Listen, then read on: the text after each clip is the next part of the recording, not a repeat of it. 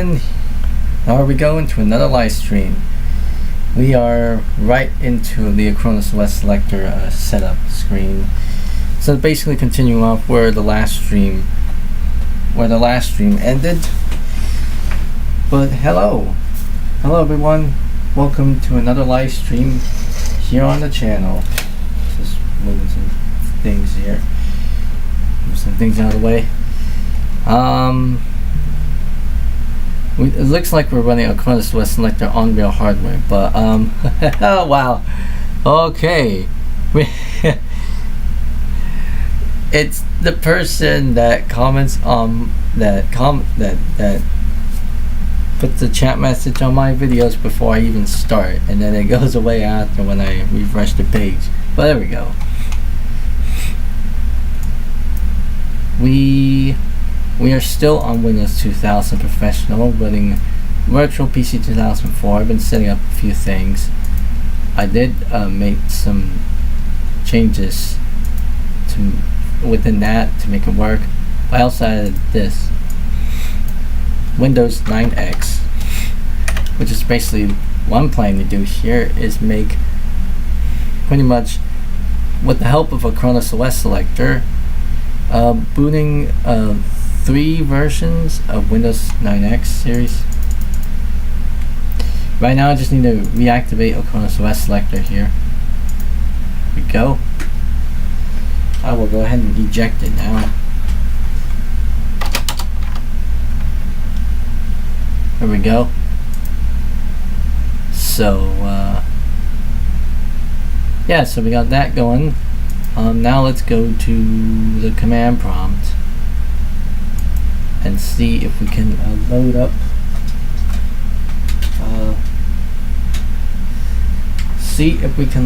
but wow, this version of Windows does not run on okay, that seems to be something. I think I'm gonna have to make sure I got recheck here. Mocha GMD, welcome back. I am continuing off where I left off from the other stream. OS detection wizard.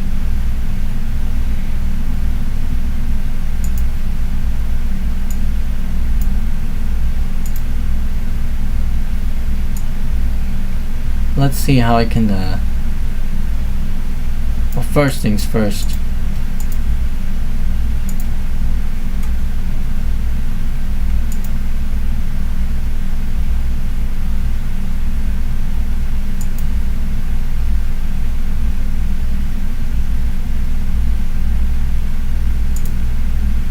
Let me go ahead and just install. Let me start from a clean slate here.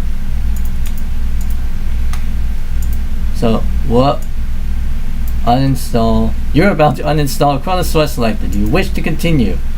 There are no operating systems on your hard disk. After Acronis OS selector installation, uninstallation, your computer will no longer be bootable. Do you wish to continue? Uninstallation successful. Press OK to reboot. Oh, where is it doing? Cannot find win.com. Unable to boot into Windows. So let us go ahead and well, I mean, we cannot boot into this OSR 2.1 disk.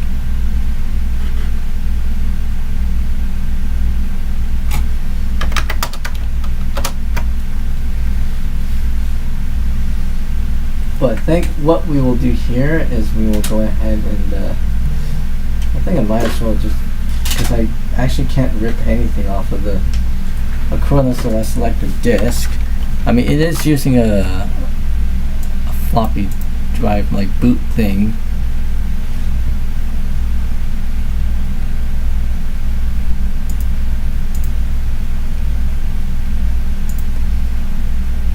So I'll use the physical drive.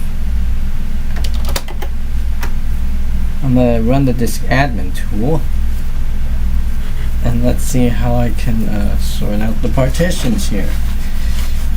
With this one, I'm going to be using, for the 95 partition, I'm going to be using, wow, upgrade A Cronus OS Selector 5.0 Special install program has found unknown or damaged boot wizard or OS selector. I'm gonna wipe everything out now. So Cronus, wipe those out. Delete all those partitions and start from a clean slate. So if I want to have like what? Divide by 3. So let's see.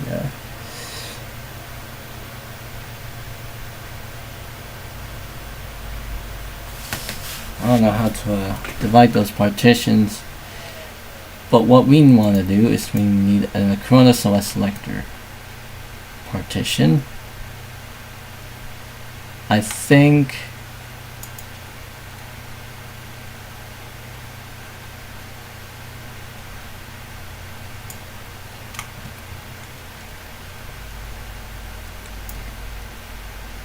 put on 20 gigs. Then this one will be factory to 20 gig.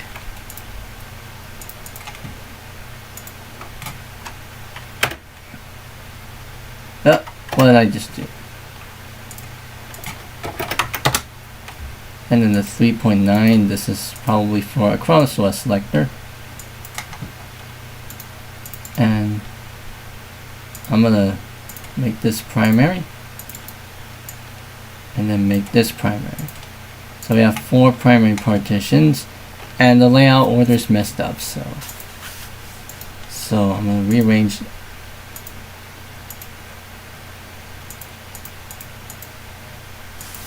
So label.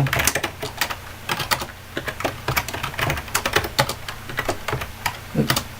Okay.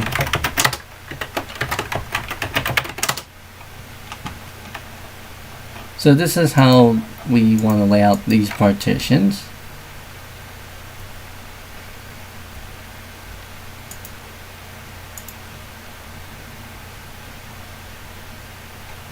So now it's doing all those.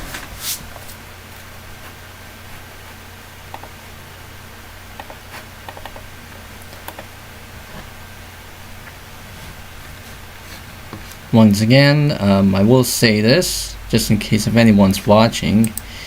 I may or may not read chat, because I may be busy with whatever I'm doing here in front of me. But I will take a look at the chat from time to time, and I will read and I will answer your questions or your whatever out loud. Obviously, I will see it. Though you might not know what I'm which message I'm referring to, but I know myself. It's just from the way I'm seeing. So we've got one active partition. Okay, so that's all pretty much we have to set here. Since I'm gonna reload our Cronus OS Selector.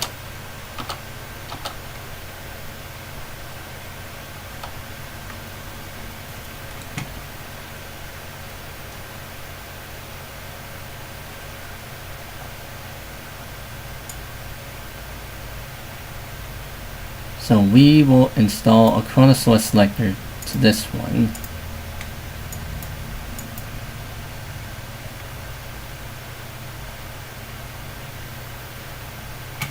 And it has been installed successfully. So just setting up, it's pretty much setting up a Cronus OS Selector now. Would you like to create ASP Linux? Why not? Cancel. I don't need that. Here's the basic Cronus OS Selector boot menu. This is what it looks like. I honestly never used a Cronus OS Selector in an official capacity of myself on real hardware, but here on the VM, it's, you know, what I've been needing for. So, loading up the disk. Built-in disk admin tool. These are all the partitions that we have, and there we go. A Cronus OS Selector 5.0 Special build 401 boot menu. Copyright SWSoft 2001-2002. Alright, let's see how we can go about doing this. Let's grab ourselves a Windows 95 OSR. I mean, this is not bootable, so I could show you the OSR 2.1 disk. Nope, not bootable. So what we want to do, we will go ahead and use the Windows 95. We'll go ahead and use the 98 second edition OEM disk, or just one of these things that has an embedded Windows 98 boot floppy. So see, there it is.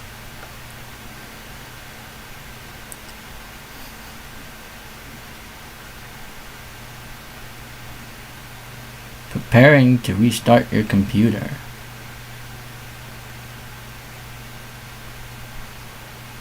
Alright, let's see what partitions do we have. Win95, Win98, and WinME. There we go.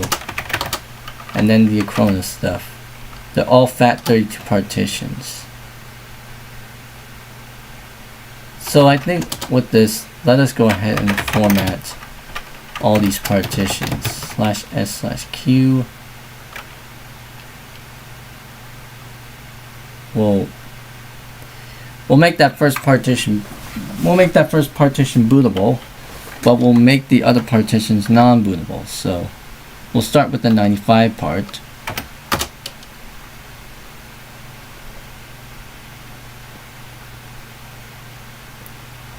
So this is Windows 95.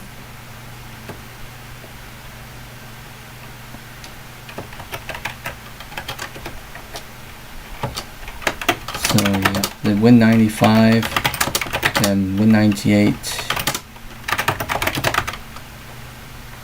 and I'll just use the Q format.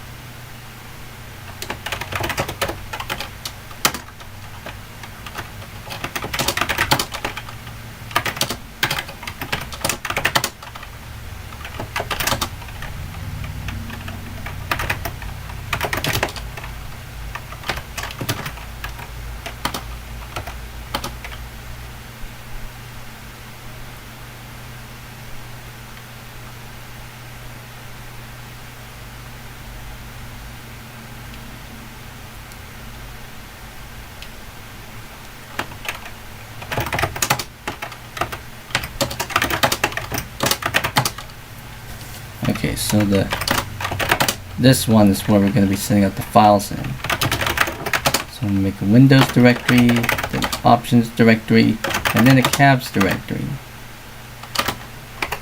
Whoops. I did not mean to restart it from there. "13 views and 3 concurrent viewers." I'm seeing that on my OBS now. It says 14 views and 2 concurrent viewers on that YouTube Studio thing.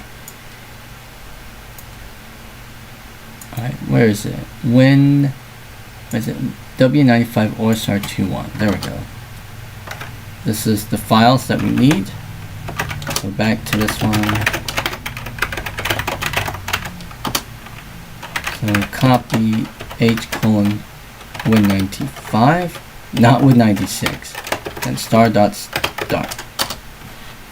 That's going to copy everything from that ISO image that I just kind of loaded up in there.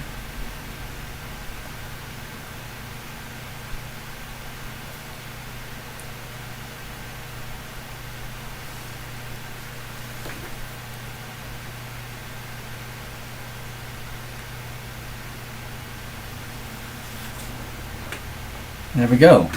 57 files are copied now. So, guess what I'm gonna do is I'm gonna go ahead and eject that disk. Restart the computer to the Windows 98 command prompt, and it will detect that. Okay, DOS 7.1. Alright. I'm gonna set up CD Windows options cabs. I'm gonna run setup/is. The /is command will not let it run scan disk. So here we go. Welcome to Windows 95 setup. Congratulations on your choice of Windows 95, the newest and easiest way to do what you want to do with your PC. Setup will take from 30 to 60 minutes depending on the speed of your computer. To begin setup, click continue. Now it's preparing the Windows 95 setup wizard now.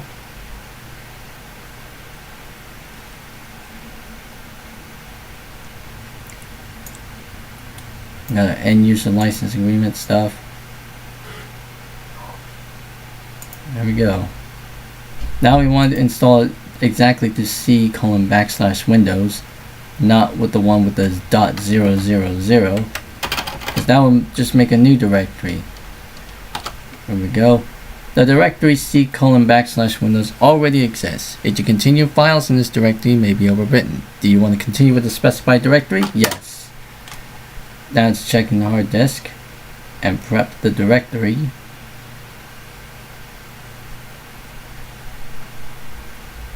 And then setup options, we'll use custom and the certificate of authenticity, the PIN number. So I'm going to use the same number that I used, and that worked. It's just as simple as that. I'll type in my user info. Analyzing your computer. Yeah, we want to run everything. The network stuff, the CD-ROM drive, and the sound and MIDI whatever cards. So we got all those in here. Analyzing your computer.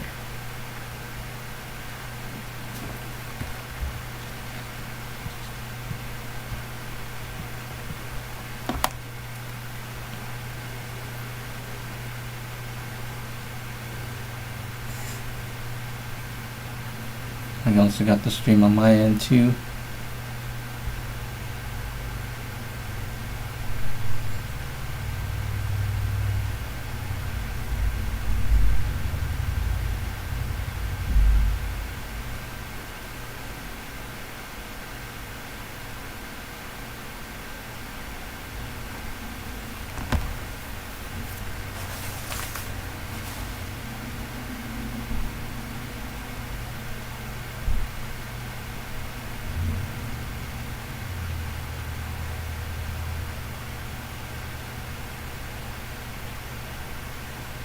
$16 views and 2 concurrent viewers currently.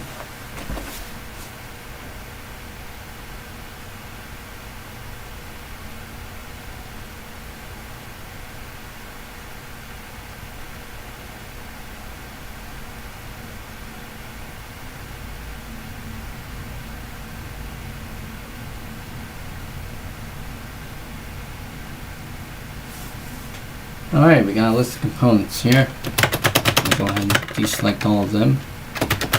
Select all these here. Everything I need. And let's check to see if the TCP/IP stuff is installed. Nope, it is not. So I'll go ahead and install one right now. TCP/IP. There we go. Everything's good. Unknown monitor, I'm just going to use plug and play monitor because I know it needs that. Startup disk, we don't want to create a startup disk now. I'll start copying files. By the way, I have already made a virtual floppy disk image that contains the Windows 95 boot image. You know, the one that's created by this version. Now it's going through all those stuff.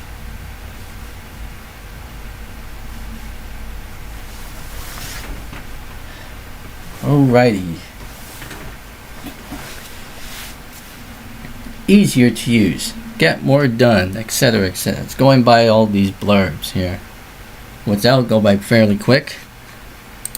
And while I'm at it, I'm also going to do some on my end in my main computer on the VM that I'm kind of using, and it seems like it's going pretty well.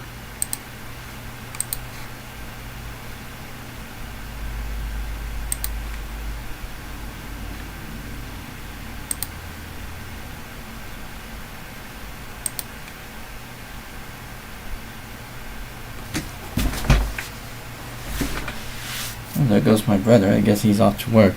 Seems like. I'm just checking outside. We're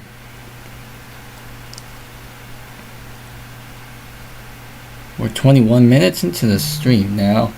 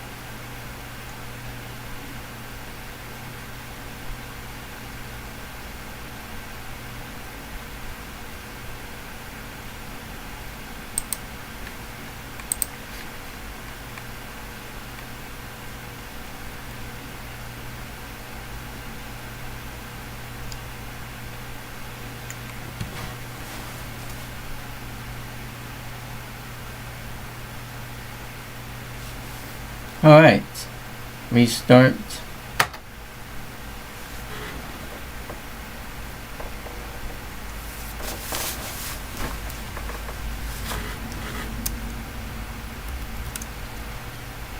Getting ready to run Windows 95 for the first time. And despite this running on a VM with on a computer with processor faster than 2.1 gigahertz, seems to run pretty fine, though that may say about something if I want to try this on real hardware, especially since I have that hard drive, the other hard drive almost ready for that.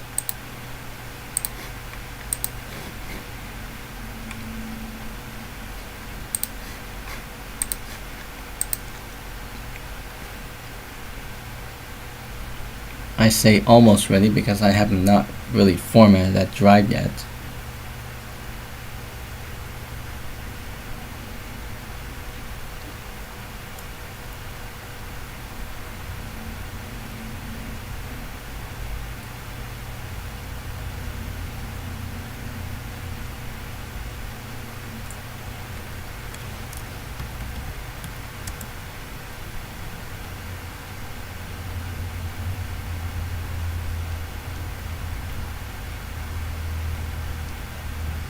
Now it's setting up everything. It already set up control panel for us. Now it's going to go ahead and all the other things.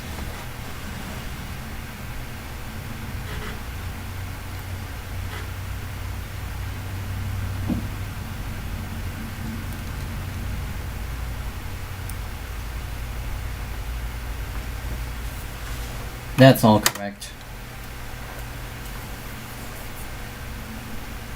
Windows messaging, I don't need to set that up now.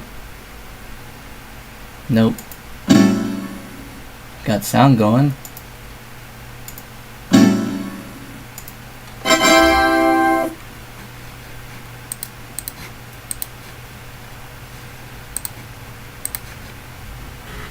Alright, and we should be in Windows 95 now.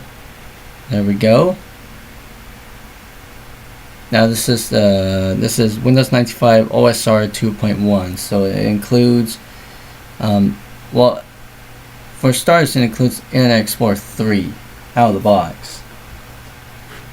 OSR 2 and OSR 2.1 includes Internet Explorer 3, which is why we see a different splash screen instead of the RTM one.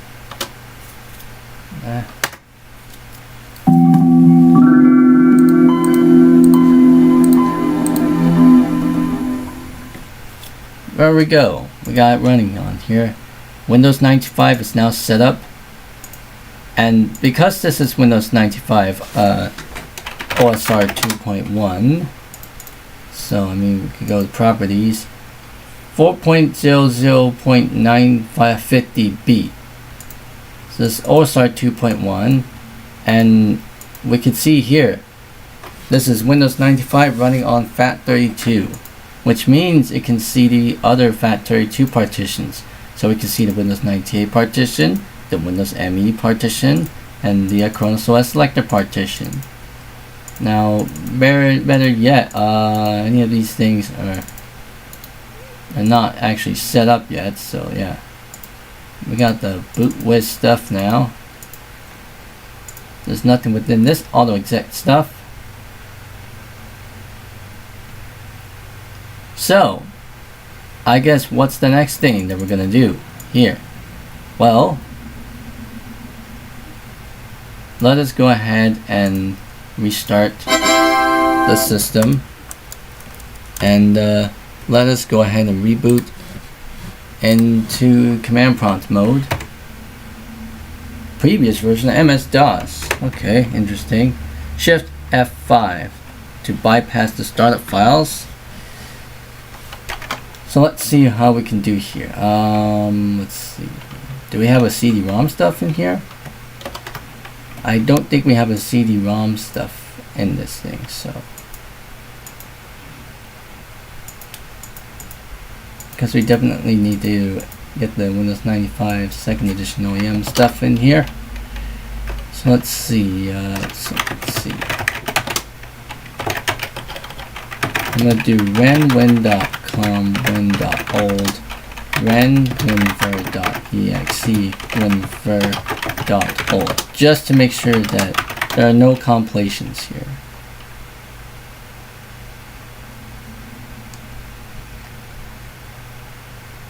And then let's make a Windows directory here, make an options directory, and make a caps directory, and I'll go within that folder. And let's see. Okay, we actually don't have. Well, there is actually no way to go into there. So let's go into this one.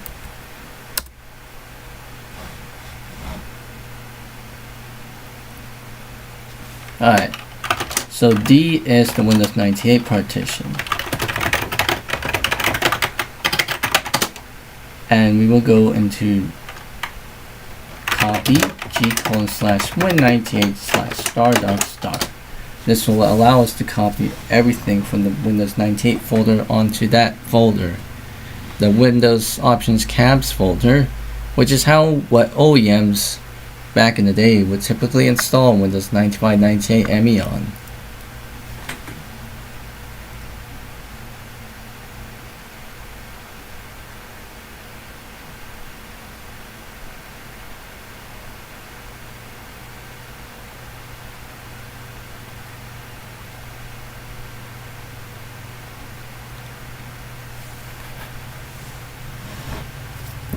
There we go. Let's see. Talk about this. I don't know what I'm talking about, but anyways. We got everything up and sorted. Let us reboot.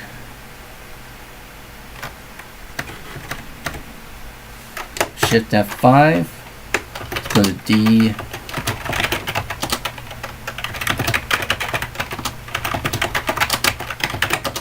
Let's run setup/is. Let's see if it'll actually go into, there we go. Windows 98 setup. Welcome to Windows 98 setup. Congratulations on choosing Windows 98, the software that makes your computer more powerful, reliable, manageable, and entertaining. With Windows 98, you can connect to the internet quickly and easily, and Windows 98 is even easier to use than Windows 95. Setup will take from 30 to 60 minutes depending on the speed of your computer. To begin setup, click Continue.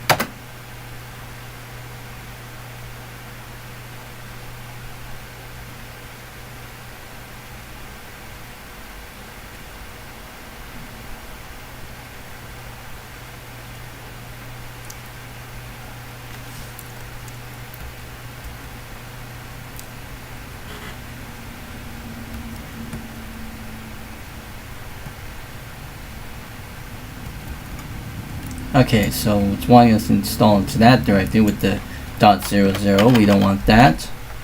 For this one, I think we might as well just install it in the D directory just to make sure.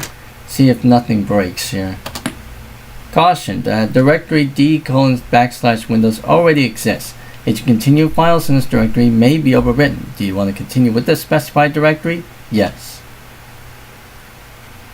Now it's verifying that environment, and there we go. It's actually going through here because we just renamed win.com and winver.exe.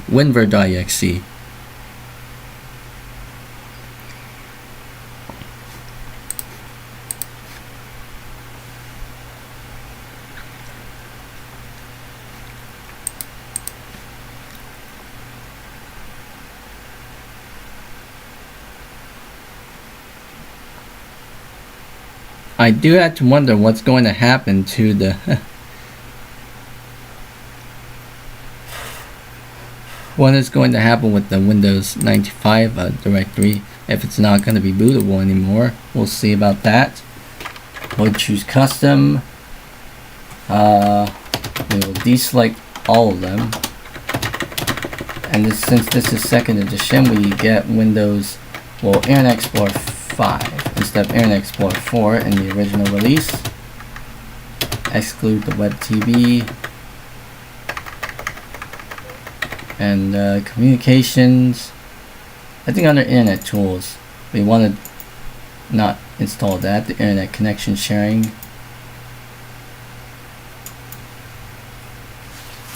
Less settings, so we only got keyboard layout and regional settings.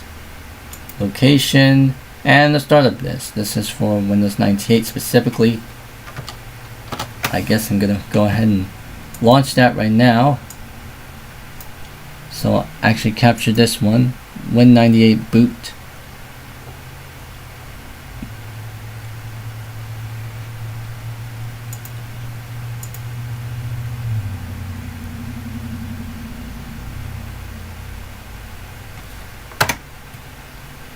Let's actually Win98S boot. So the S stands for second edition, and then W98F boot, and the F stands for first edition, the S stands for second edition. So I load in that second edition boot floppy. Hit OK to continue. Oh, and it's writing it. Setup has finished creating your disk. Remove the disk and then click OK to continue setup. So I virtually removed it. Now it's going to start copying files. And there we go. Welcome to Microsoft Windows 98. Please sit back and relax when Windows 98 installs on your computer. During this automated installation process, you'll learn about some of the enhancements to Windows 98 and a few of its new exciting new features. After Windows 98 is installed, you're invited to take the Discover Windows 98 tours to learn more.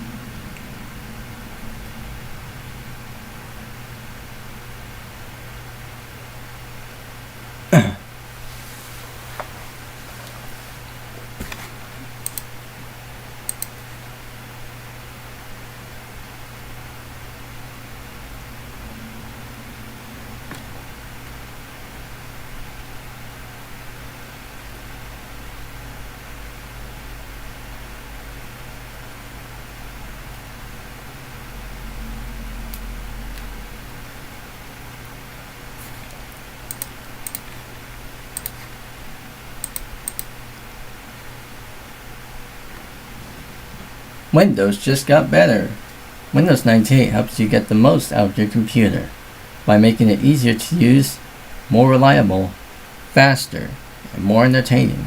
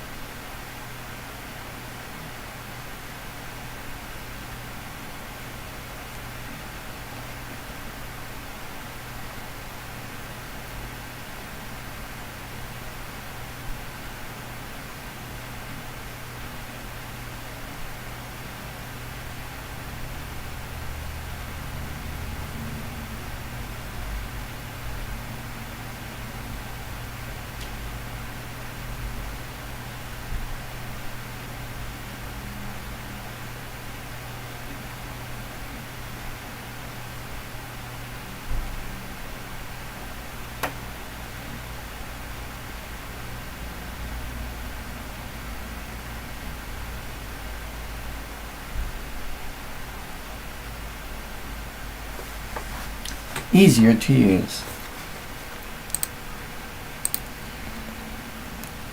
Your computer and the internet are easier to use than ever before. Simplified navigation features like the back, forward, and favorites buttons makes it easier to move along files, programs, and internet sites. Windows 98 also makes it easier for you to select and open files and programs. You can select the file simply by moving the mouse pointer over it, and you can open a file or a program with a single click.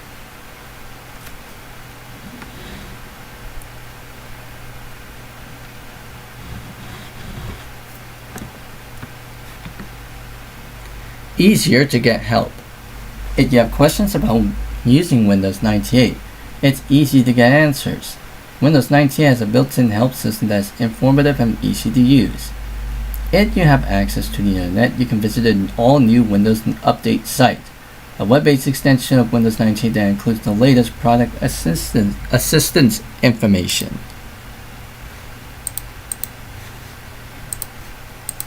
Connects you to the web. If you want to use the internet, it's never been easier or faster. The internet connection wizard helps you configure. That was so quick! Brings the web to your desktop. The integration of Windows 98 and Internet Explorer gives you the most rewarding way to use the web. New Explorer, also quick, enhances communication. Windows 98 gives you exciting tools that help you communicate and collaborate with family and colleagues worldwide.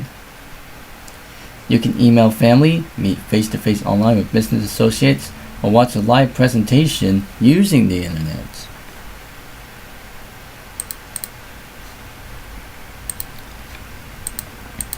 New communication tools. Using Outlook Express, not only you can send and receive email messages and participate in news groups, you can also manage multiple email accounts. Using Windows Media Player, you can experience events as they're happening because your computer can receive live or streaming multimedia from the internet. You can hold online video conferences, chat, and share resources by using the Net Meeting.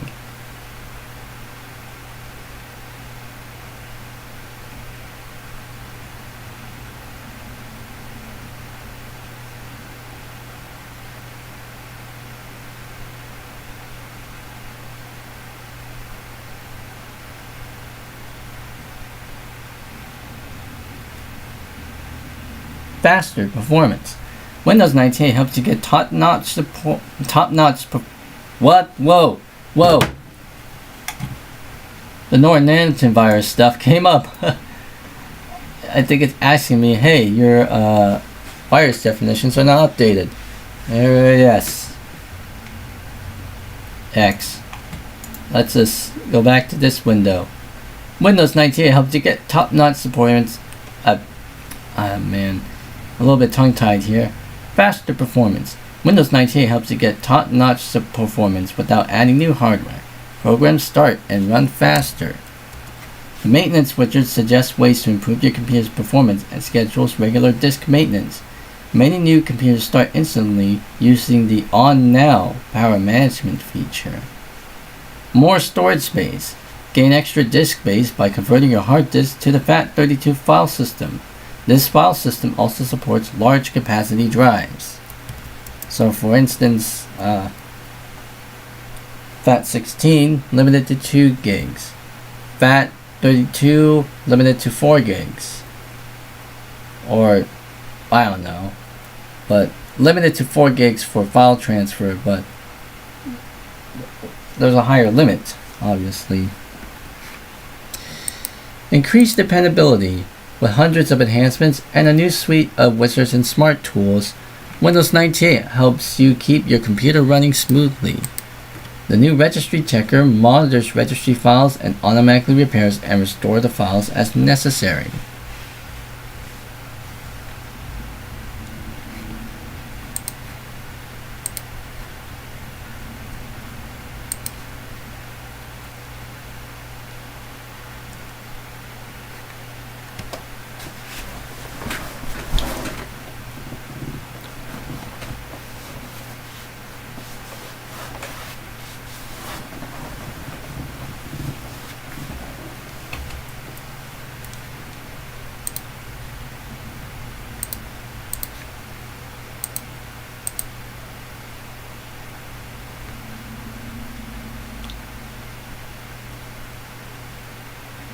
Increased reliability.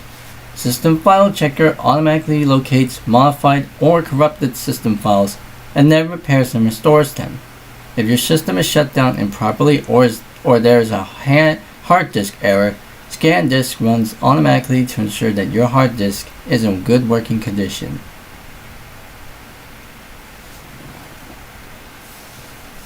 I'm just reading by these blurbs here as it goes by. More entertaining. By converging real-time 2D and 3D graphics, digital video and audio, and the internet, Windows 98 redefines the role of the computer as an entertainment platform. With support for DVD, digital audio, and processors with MMX technology, you can watch full motion, full screen multimedia titles on your computer. With support for multiple monitors, you can extend your Windows desktop onto several monitors. Asterisk for MMX, trademarked by Intel. Better games. Games are more engaging and exciting with DirectX capabilities, including digital audio, support for force feedback joysticks, and enhanced graphics in 3D. DirectX provides the fastest graphics and video performance for computer games. Supports new hardware. Windows 98 supports more than 1,000 new printers, modems, monitors, network adapters, and other hardware devices. Support for the new Universal Serial Bus (USB) provides a universal connection for many of the most popular devices like scanners and cameras. You simply plug in the USB device and your system reconfigures itself You don't even need to restart your computer.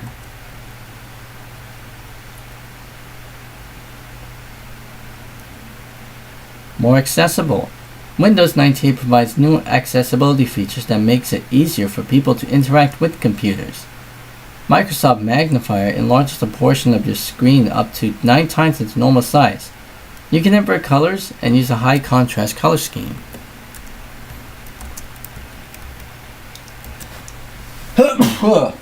Just sneeze. More customizable. The new accessibility wizard helps you customize your computer screen, keyboard, and mouse to fit your needs. To make items easier to see, you can increase the contrast, switch to a larger text size, and have your mouse pointer leave a trail. You can customize keyboard options and replace computer sounds with visual alerts.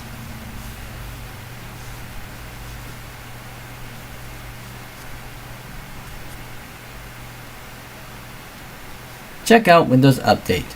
Stay up to date with this web-based extension of Windows 98.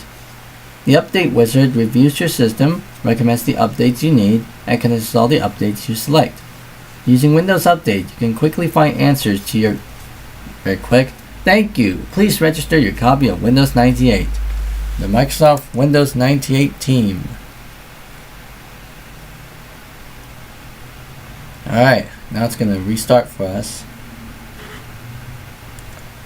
Setup needs to restart your computer to continue. Your computer will automatically restart in 15 seconds or when you click Restart Now. I'll let it restart by itself here.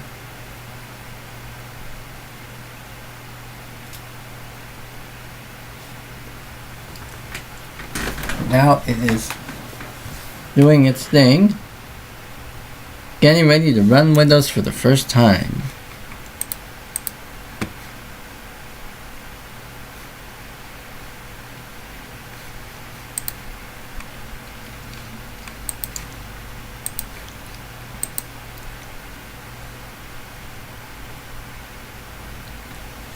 Now it's going to boot into here now.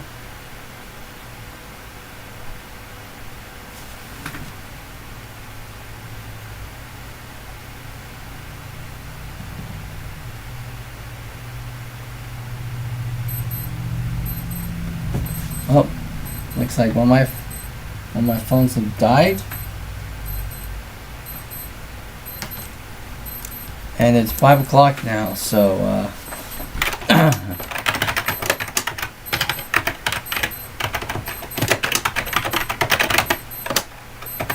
license agreement and the product key. So, I'm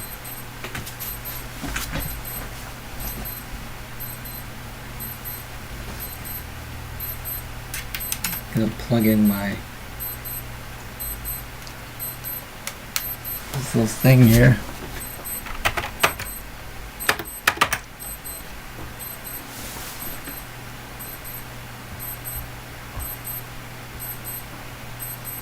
Let's see if I can find the product key that I have saved somewhere.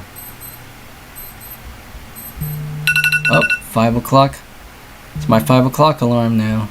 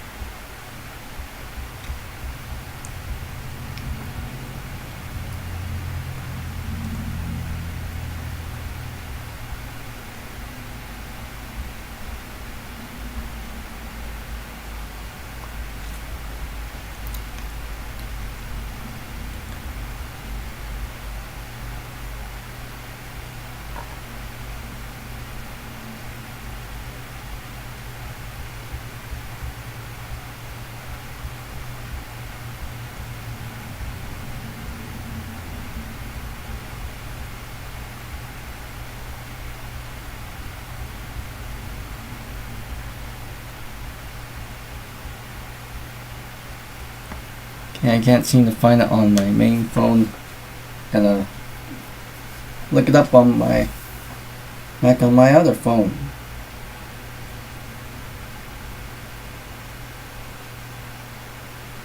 And there it is.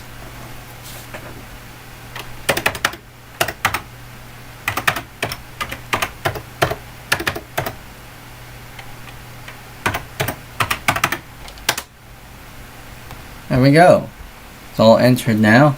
Windows 98 saved all information. Click Finish to continue starting Windows 98.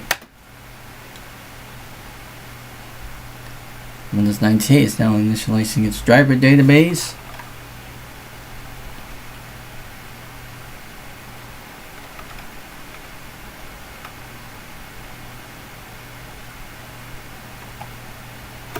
Windows 98 is now setting up your hardware and any plug-and-play devices you may have.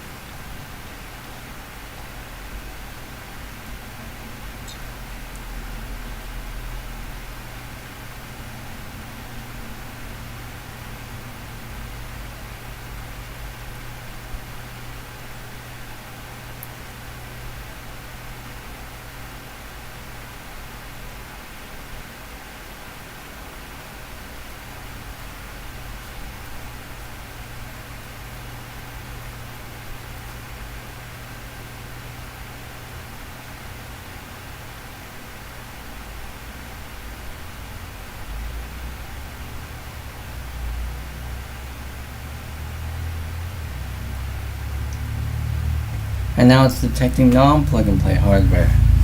Windows is now detecting non-plug-and-play hardware in your computer. Caution, this may take a few minutes and may cause your computer to stop responding. If the progress indicator stops for a long time and there is no disk activity, please restart your computer. We're sitting at 35 views and 8 concurrent viewers now.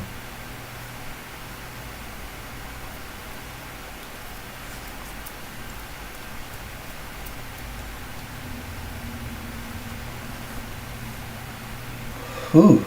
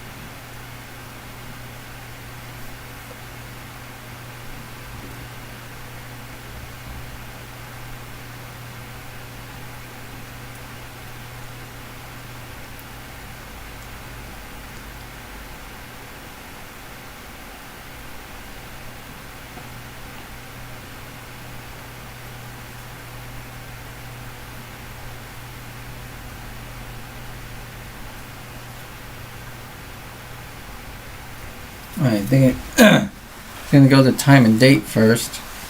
Let's see.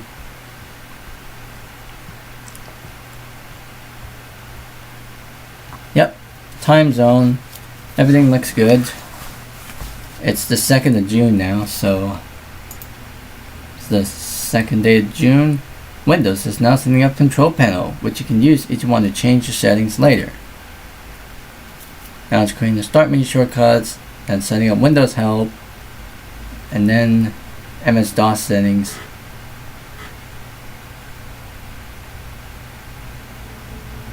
And system configuration.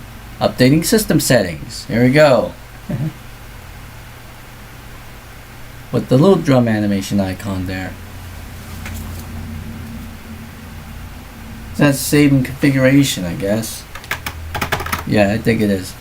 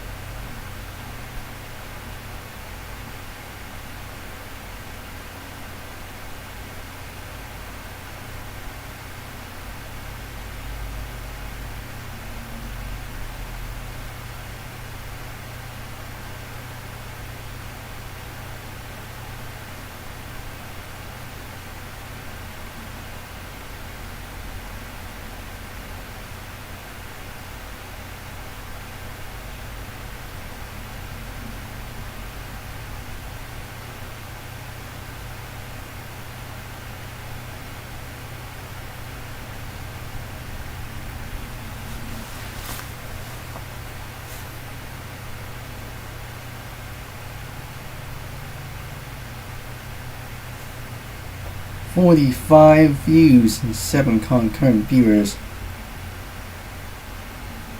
Just breaking in the silence. And it's ready to reboot. Setup needs to restart your computer to continue. Your computer will automatically restart in 15 seconds or when you click restart now.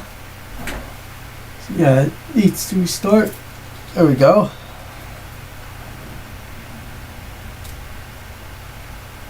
And updated the shutdown splash.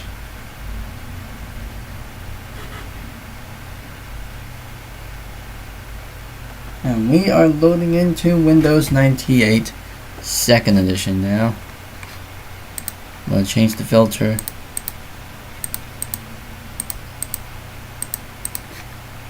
Well, none of these filters don't really do jaundice, if that's a word.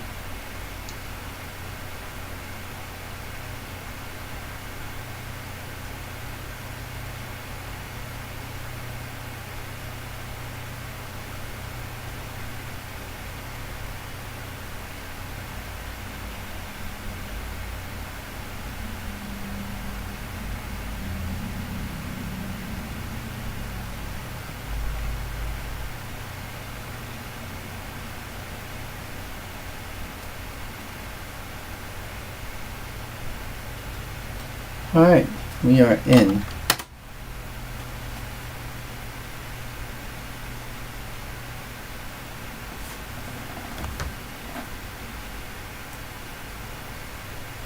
I'm gonna detect the monitor now.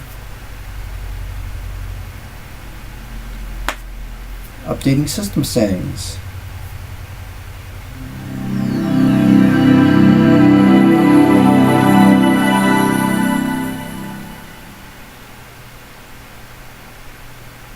And it's gonna play the welcome to Windows 98 welcome to Windows 98 window thing.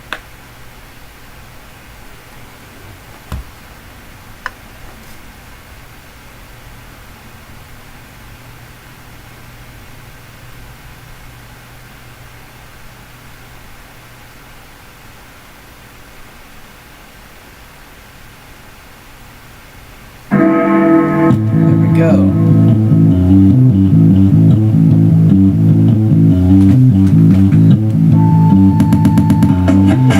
It was almost about to hang there.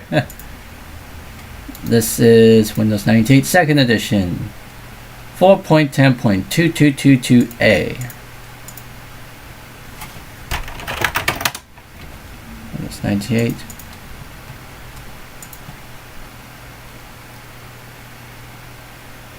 Alright. Obviously, Windows 98 does not have a exit Windows sound set by default. So we have to actually set one ourselves. It's under log off.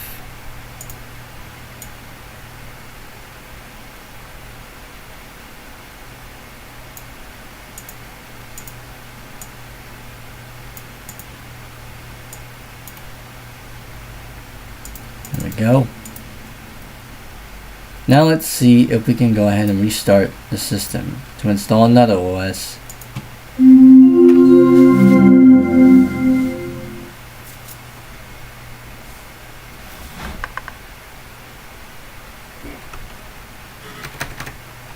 Shift F5. And then once we're here, let's go to Windows. I go to win.com, win.old. Okay, which directory is this? Oh, this is the Windows 95 directory. We should be under the D directory. This is the Windows 98 directory. So win.com, win.old.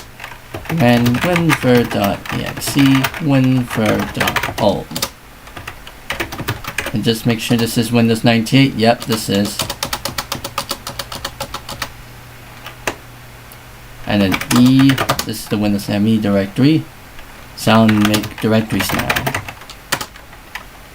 Windows options, tabs, and let's boot ourselves back into that Windows 98 second edition OEM disk.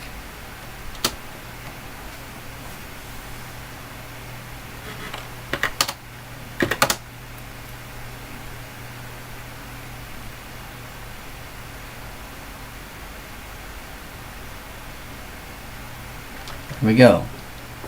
Drive G. So load in the Windows ME boot disk, the OEM boot disk. Just make sure we have directories accounted for. So C is the first partition, which contains Windows 95. D contains Windows 98. E contains Windows Millennium Edition. F contains the Acronis OS selector.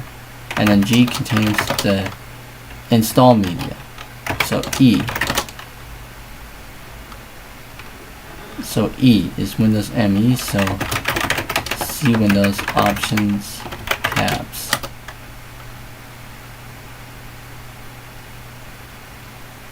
Alright, so now that we're in here, making sure that we still are in Windows ME directory, now we want to copy the files to this folder, Win9x. That's what it actually is. You know, Win9x star. They never even bothered to replace that 9x with ME or whatever, but oh well.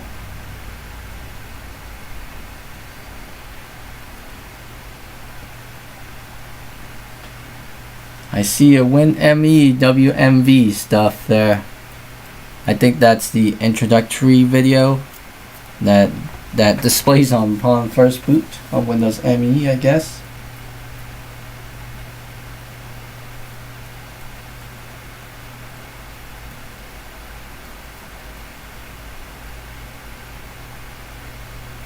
There we go. Done. So I guess let's go ahead and restart back to Windows 98, running it in command prompt only mode. Shift F5. That's Windows 95. That's Windows 98. Alright, this is Windows ME.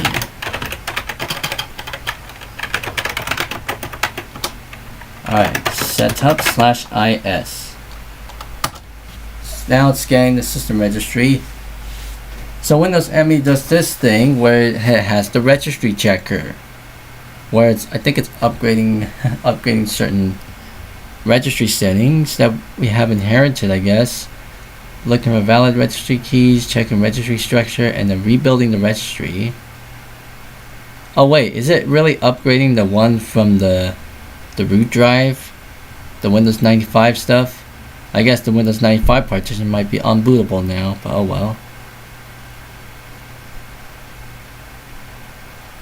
Because I'm trying to make a multi-boot configuration here. Alright, copying files needed for Windows setup. And it seems like my brother's back, probably with mom. We are in the Windows Millennium Edition setup here, which doesn't look asimilar to that of Windows 98, except with some minor tweaks here and there.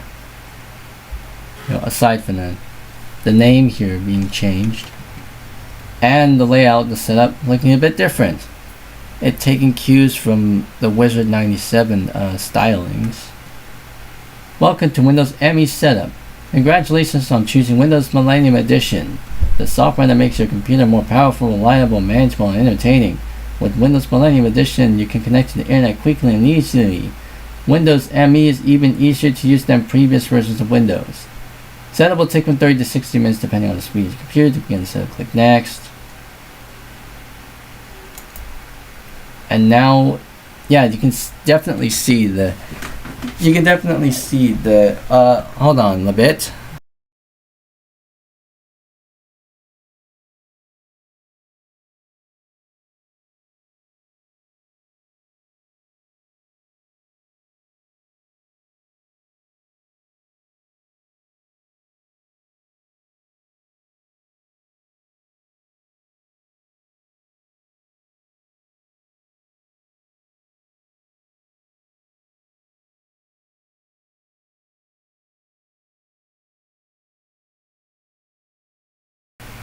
yeah, just making sure that if anyone calls out my name, just check to make sure they're not, because they just came home. But like I said, you can see where this part, where this differs from Windows 98, is the design of this setup process looking similar to that of Windows 2000's part of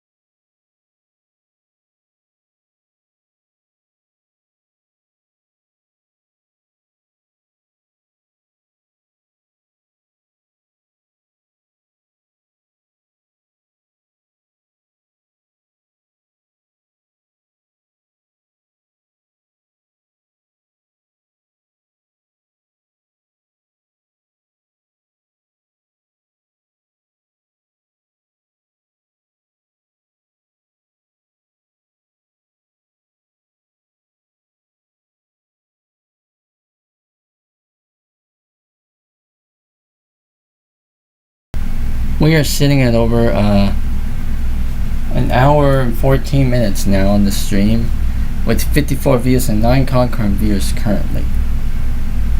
And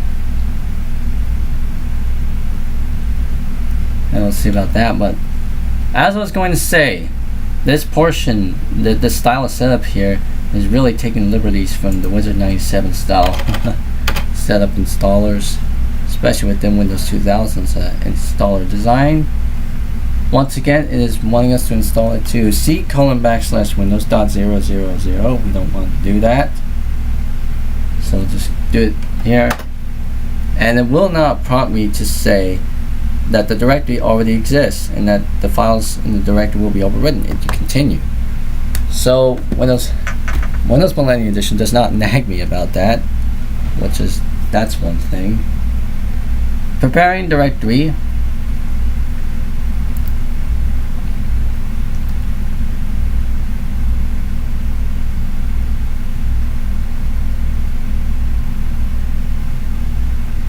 "55 views and 8 concurrent viewers now."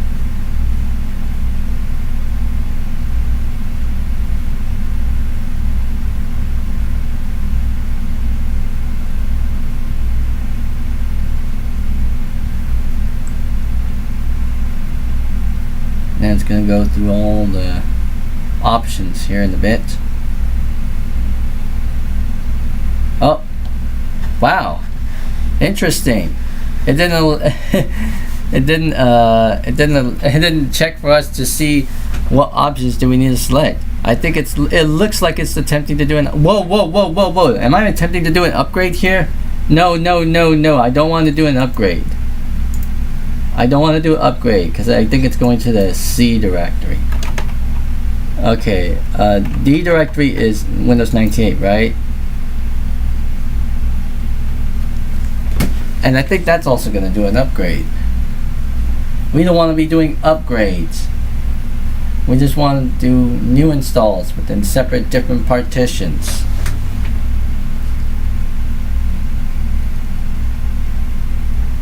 You know, multi-booting Windows 9X installations is a bit challenging compared to that of Windows NT. Because I mean, with Windows NT, with its own bootloader and stuff, it makes it fairly easy for me to install various versions of NT-based operating systems, including one MS-DOS Windows 9X partition. Whereas with this, it's basically I had to use like another helper tool. Okay, I'm gonna go back. That's, yeah, D is doing an upgrade install too, so E is where I'm going to be placing it as.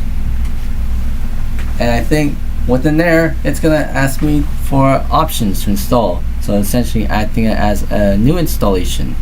If I install it to any other existing installation, like the C drive or the D drive, the C drive containing Windows 95, the D drive containing Windows 98, then it will initiate an upgrade installation.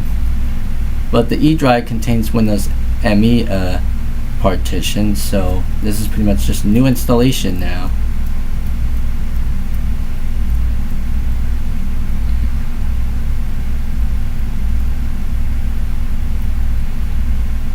And there we go. We got all of our options. Typical, portable, compact, and custom. We'll use custom here for now.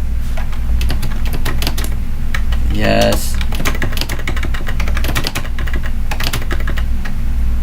Turn off everything, and we'll select every single thing here, except for web TV and online, and under everything under communications, internet connection sharing turned off. Desktop themes. I think we got every single, well, is what it looks like. We have a couple of different themes here. I think they're also carried over from Microsoft Plus from Windows 95. Next, we got that too. Language, United States. That time. Whoa! There's no time zone listed. That's weird. And are there not any time zones listed there? Let's go back and see what it's comprised of. Establishing your time zone, and there are no time zones listed. Well, that's gonna be a detriment. Oh well. Now it's ready to begin copying files. The Windows Millennium Edition setup wizard now has enough information to start copying files to your computer. If you want to review or change any settings, click back. To complete setup and start copying Windows Millennium Edition files, click finish. Let's go ahead and do that now. Alright, will it do? There we go. Welcome to Microsoft Windows Millennium Edition. Please sit back and relax while Windows ME is installed on your computer. During this automated installation process, you'll learn about some of the new enhancements to Windows ME and a few of its exciting new features. Now note there's a dimension about the Discover Windows 98 thing is not included because Windows ME did not include that. Well, they never issued an updated version specific for ME, but I mean the introductory video kind of superseded that, so introductory video and whatnot. Now it's beginning to copy files. And to be frank, I have seen this particular setup before when my dad was taking around with that childhood computer of mine, which is a compact Presario 7000, which has an Intel Pentium 4 processor, and that was bought back in 2001, and he was kind of taking around it sometime around 2008, I guess, and he was trying to well, pretty much quick format or just put a basic Windows ME install on it and try to see if you can try like install XP on it again, like a new install, but you know, 62 views, but it looks like we're sitting at 0 viewers. Windows just got better. Windows ME helps you get the most out of your computer by providing the best in digital media, an improved user experience, enhanced home networking, and a rich internet experience. Obviously, the blurbs might be a bit samey here, but I bet there's going to be some changes here, so.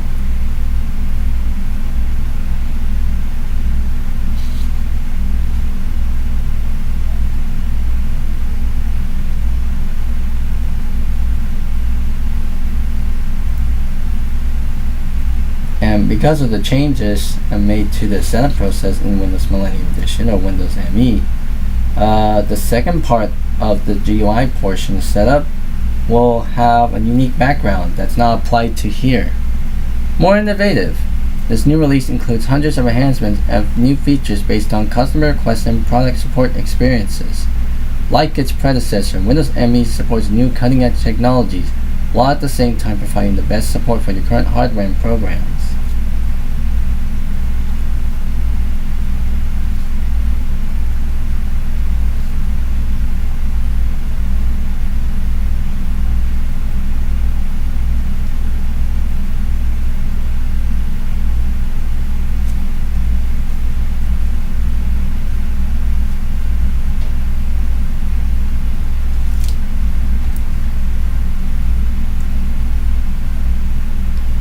Now, like I said, this setup procedure is very, very, very similar to that Windows 98.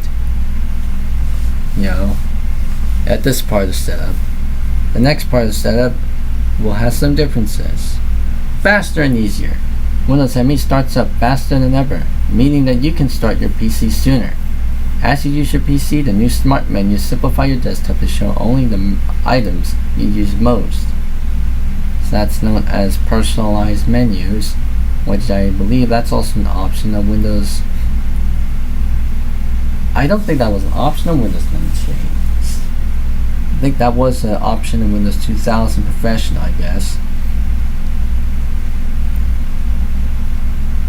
Because obviously Windows Millennium Edition was pretty much like Windows 2000 glorified version of Windows 98 second edition, an attempt.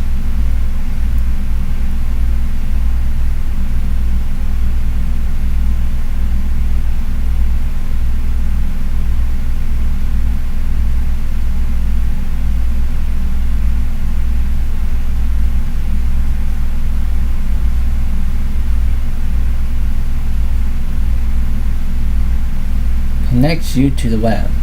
If you want to use the internet, it's never been easier or faster. The Internet Connection Wizard helps you configure your system and sign up with an internet service provider of your choice. So yeah, some of these blurbs sound a bit similar, but they have been reworded differently, obviously.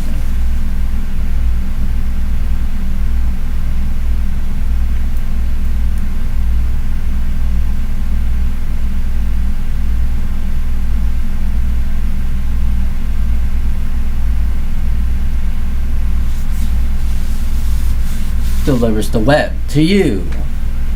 The integration of Windows ME and Internet Explorer gives you the it's going by so fast now. Enhances communication. Windows ME, okay, this is the wow, it's going by so quick. New communication tools. MSN Messenger service. Using MSN Messenger service, you can see which of your friends are online and chat with them instantly. With NetMeeting, you can hold online video conferences, chat, and share resources. So, yeah, they don't mention, well, anything that's mentioned about Outlook Express and the Media Player, and those involved in movement to their own sections, it seems like. I'm just kind of going off by the differences, just by comparing this and the Windows 98 stuff. Home networking, this is new. As more homes get multiple PCs, it's becoming more important than ever to share resources such as files, printers, and modems between PCs. Windows ME can help you set up a home network to do this.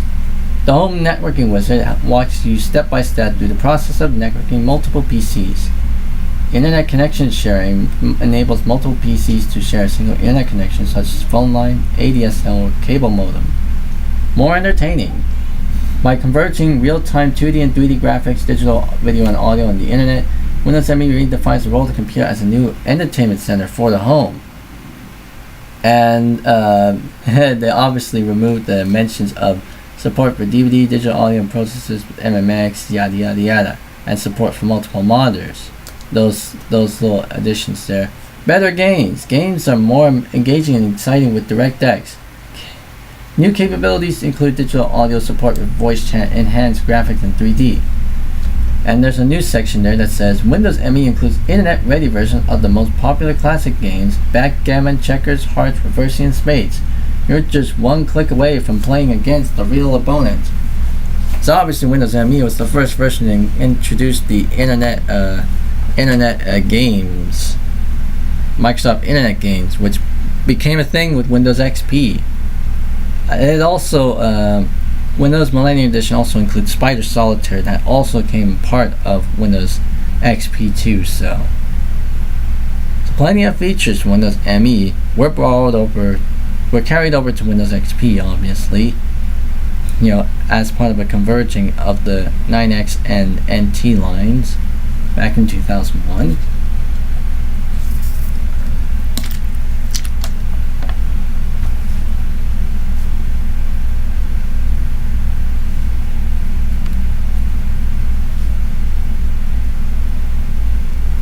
Is it going to go to the support new hardware blurb?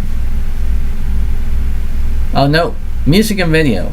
Windows Media Player 7 offers consumers the first fully integrated digital media experience, including playback of CD quality audio, streaming and downloadable audio and video, jukebox capabilities, internet radio, and more. So this is a new section that's not in Windows 98. That's not in Windows 98 setup. It's specifically for Windows ME because it includes Windows Media Player 7, albeit like a close to final release version. So I would say pre-release, but not exactly pre-release. But the version that came with Windows ME obviously when shipped, which is different than the one that when Windows Media Player 7 was actually released. So slight different versions.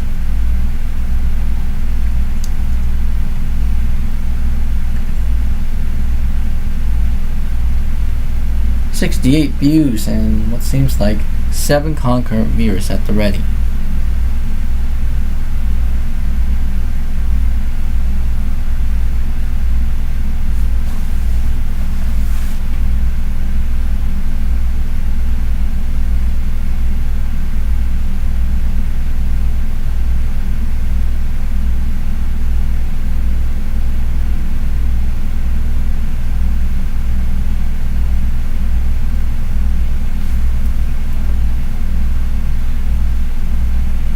Create and edit home movies. This is also another section that didn't appear on Windows 98 setup. Windows ME includes Windows Movie Maker, which lets you edit your own video files. You can become your own director by adding narration, music, and sound effects. The movie files you can create with Movie Maker are so small that they're easy to share with friends and family through email, or you can easily publish them to the web. You can literally keep your entire home movie collection on your hard disk. Now, obviously, I never used ME's or XP's version of Movie Maker, their initial versions. I have used Vista's version of Movie Maker quite a lot back in the day.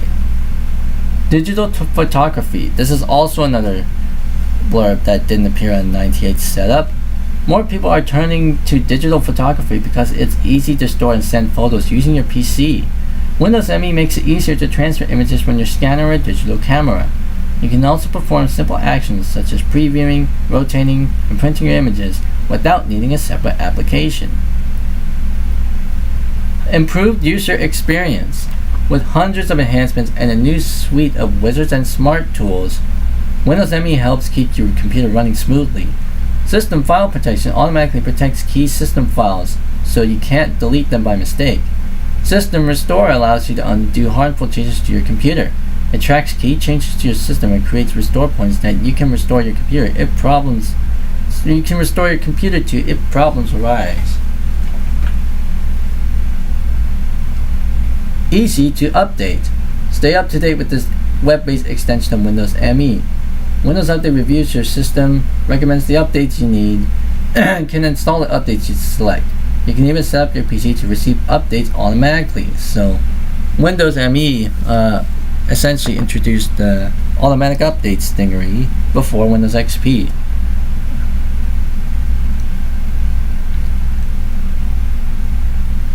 What's the next blurb? Because obviously most of these blurbs have been kind of changed around since Windows 98. Easier to get help. If you have questions about using Windows ME, it's easy to get answers. Windows ME has a built-in help and support center that is informative and easy to use, complete with tours, step-by-step instructions, troubleshoots, and links to the web for the very latest information. So Windows Millennium Edition introduced HTML-based help and support center that also became a thing on XP, because as I said before, XP pretty much converged both 9X and NT based lines into one unified line. So essentially it has certain features of the 9X line and many features of the NT line, and all combined into one single operating system. So like system restore, help and support center, the internet games, etc, etc, etc. Supports new hardware. Windows ME supports the broadest range of new printers, modems, monitors, network adapters, and other hardware devices. And that's all it reads. Now obviously Windows 98 blurb of that is a bit different. This one's a lot more simplified.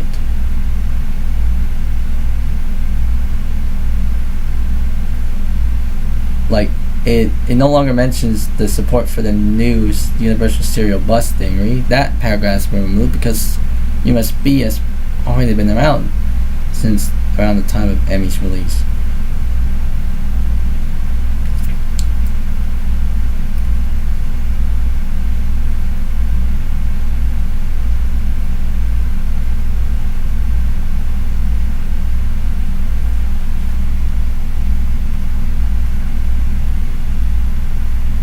Well, Donald Mendine, funny that you mentioned that. I actually have that disc right here. Here it is. I have this. This is the Microsoft Windows Security Update CD from February 2004 from Windows 98 XP. Useful for those who do not have an internet connection. So you can actually install updates, off of the CD. Up to at the latest February 2004 or something. I've used it before. It pretty much changed the versioning in the sysdm thing in Windows 98 to 4.10.2222b.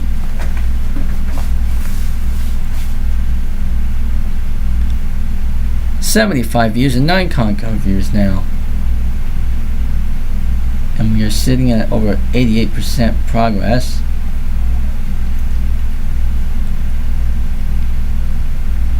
My thoughts on Windows ME. I personally never used ME when it was new, because by the time I was around, back in my childhood, I was already using Windows XP.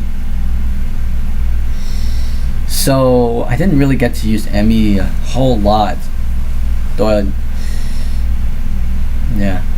more accessible, Windows ME provides accessibility features that makes it easier for people to interact with computers.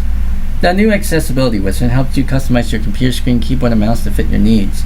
To make items easier to see, you can increase the contrast, switch to a larger text size, and have your mouse pointer leave a trail. You can customize keyboard options and replace computer sounds with visual alerts. Okay, I'm seeing some convergence of certain blurs from Windows 98 here.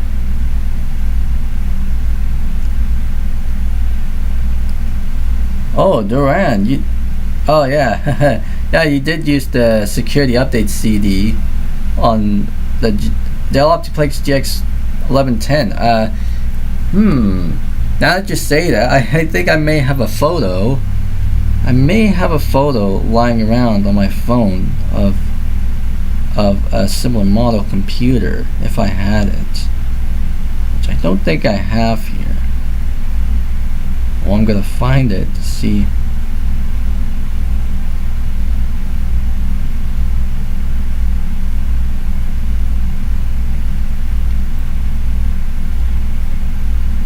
Ah, there it is.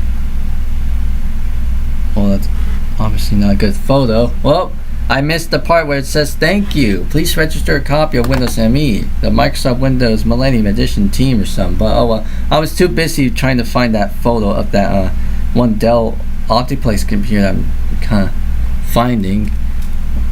And it's gonna restart. And I'm gonna go ahead and find the Windows ME splash screen. The gradient bar at the bottom is similar to that of Windows 98. Now obviously there is no text that says getting ready to start Windows, run Windows for the first time. Okay, this is where the part where it gets interesting. Well, not interesting, but a bit different.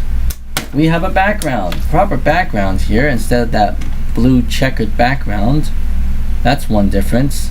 And it does not prompt me to enter any additional info the first time it pops up. It just instantly sets up the hardware for us. Windows Millennium Edition is now setting up your hardware and any plug-and-play devices you may have. So, I mean, I bet it's gonna pretty much restart again. And then once it restarts, it might reset ourselves into a much higher resolution because it probably installed some drivers, and this will appear in a much higher resolution and higher color depth.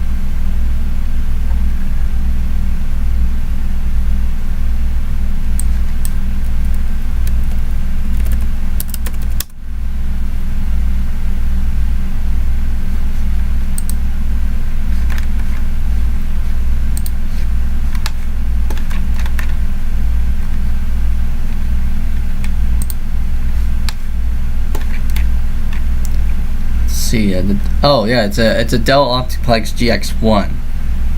That I think that's the computer that I remember seeing. The particular model that I saw is at my cousin's place. That's sitting alongside that custom-built MSI computer that they also used, which is obviously a multi-booted system.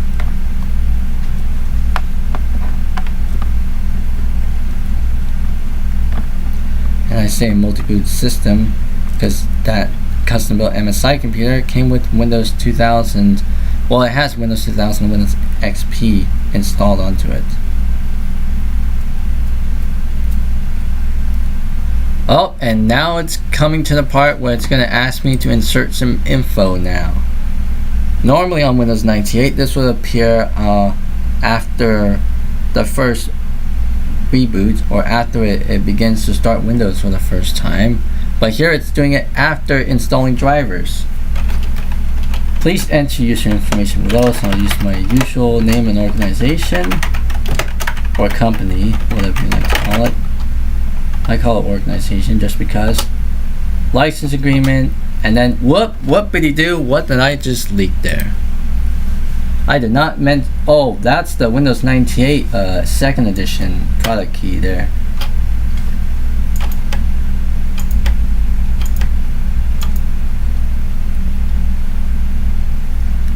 I didn't realize that it automatically auto completes that with the wait. But oh, I just deleted it. What happens if I insert that? If I insert the same product key as the Windows 98 second edition? Nope, it is not valid. It does not accept the Windows 98 key. So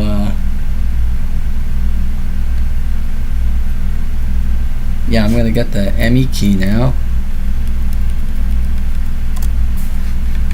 for this one.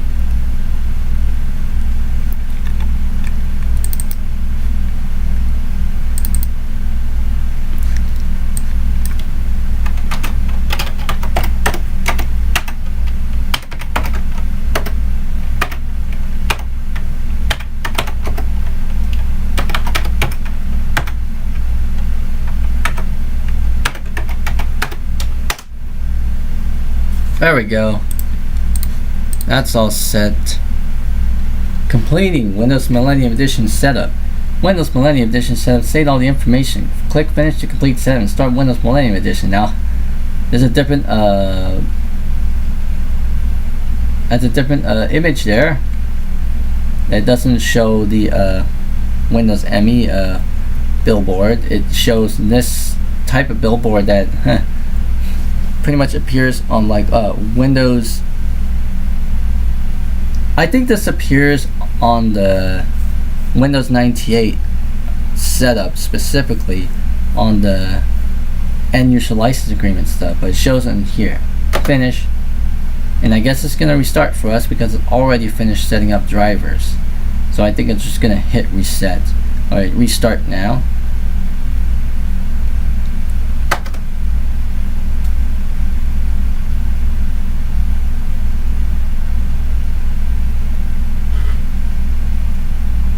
And we are rebooting into the system yet again.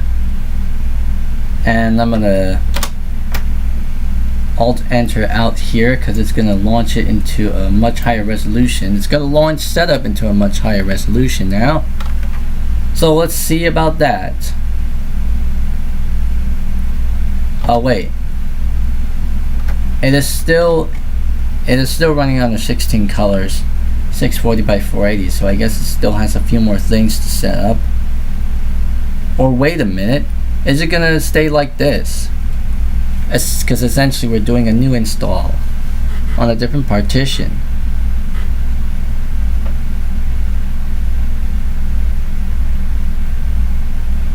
Yep, I think it's gonna stay on this color depth.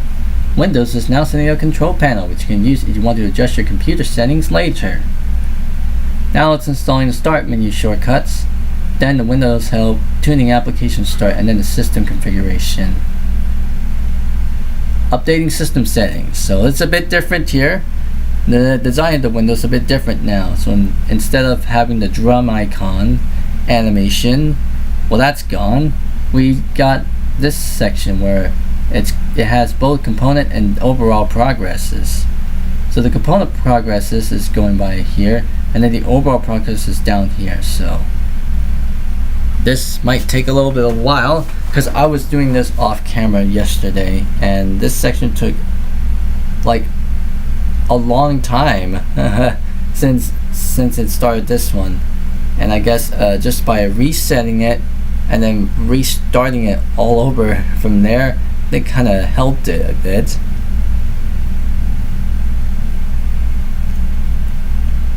$83 views, 8 concurrent viewers.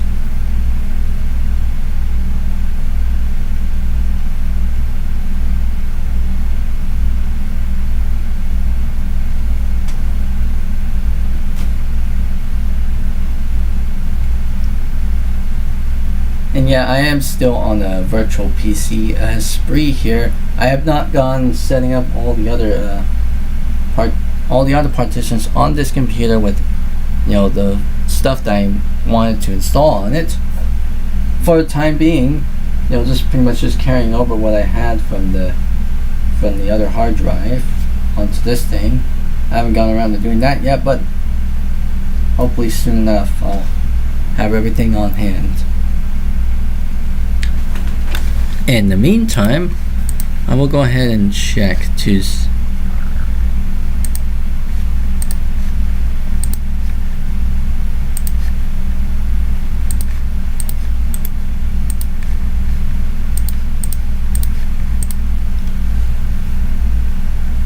checking on my VM here. Josh Kinder, welcome back to the live stream. I am currently tinkering around with my custom built retro computer. Right now I'm playing around with Windows Virtual PC.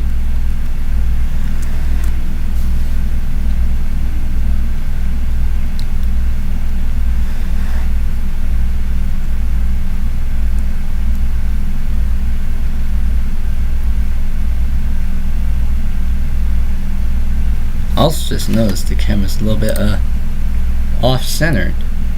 There we go. It should be a bit centered now.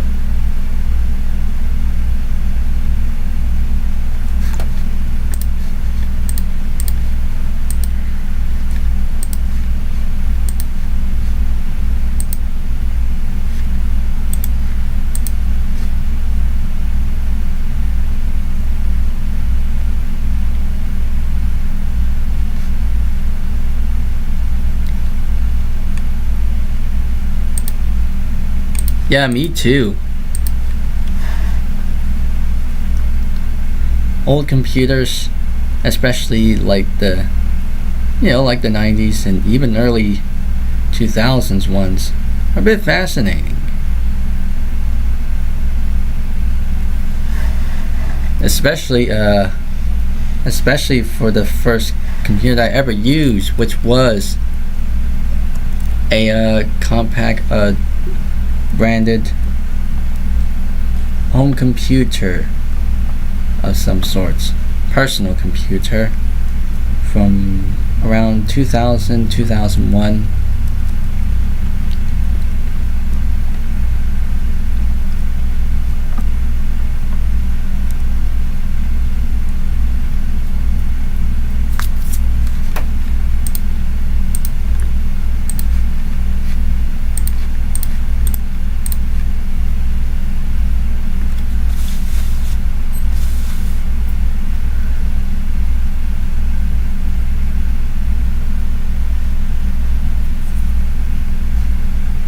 And the Xbox 360 was released 21 years ago now at this point. It was introduced back in 2005.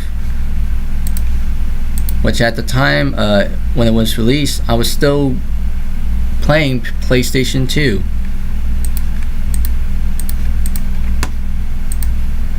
But yeah, the Xbox 360 garnered a new generation of video gaming. Because at that time, we were still in the 6th gen. But the Xbox 360 ushered in the 7th gen,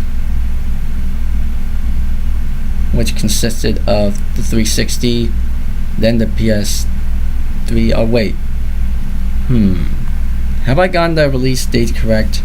Because I'm trying to see the release the duration of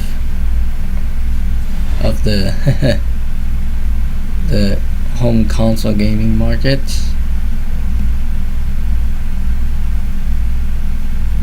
Yeah, it was the 360, the PS3, and then the Wii. That was pretty much the 7th gen consoles back in the day.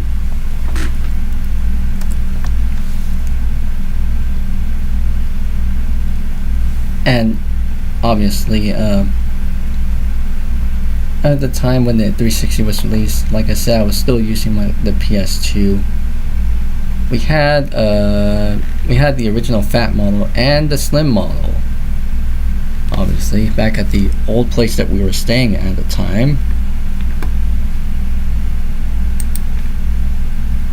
The Xbox, well, the system software for both the Xbox and the 360, the original Xbox and the Xbox 360 are based on a modified version of Windows 2000. It being on an NT kernel, and I don't know if I'll say this out loud, but the source code for the original Xbox system software was leaked almost 6 years ago at this point.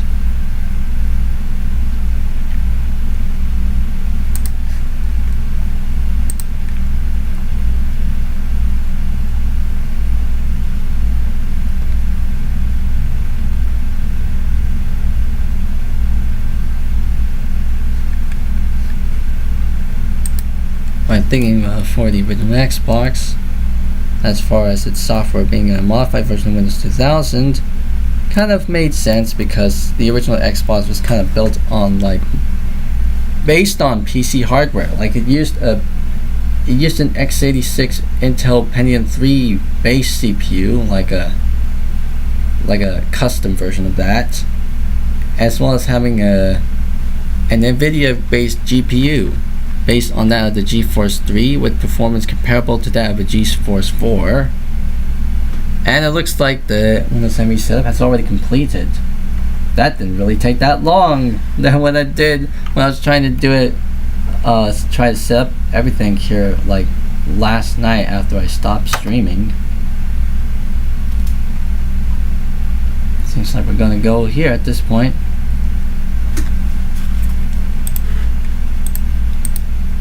And it looks like we might be booting into the system for the first time.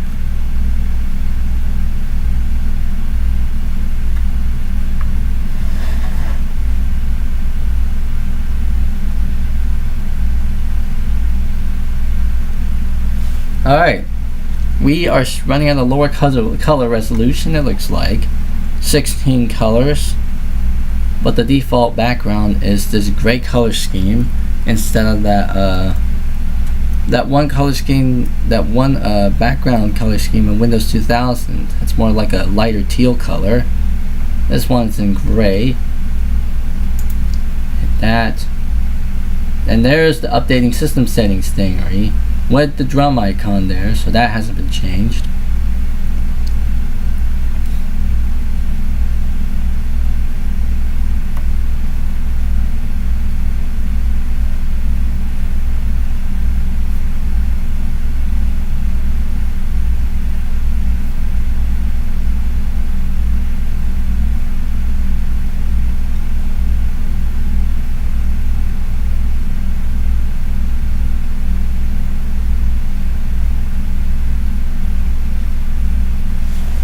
Let's see how I can get a Chrono Slice selector to get back on here.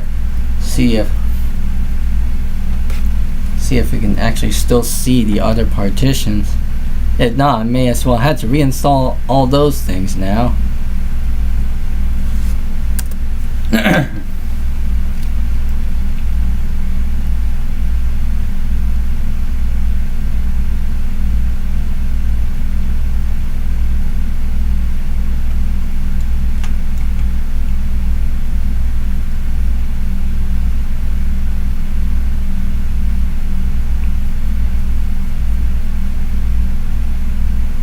Still updating system settings here.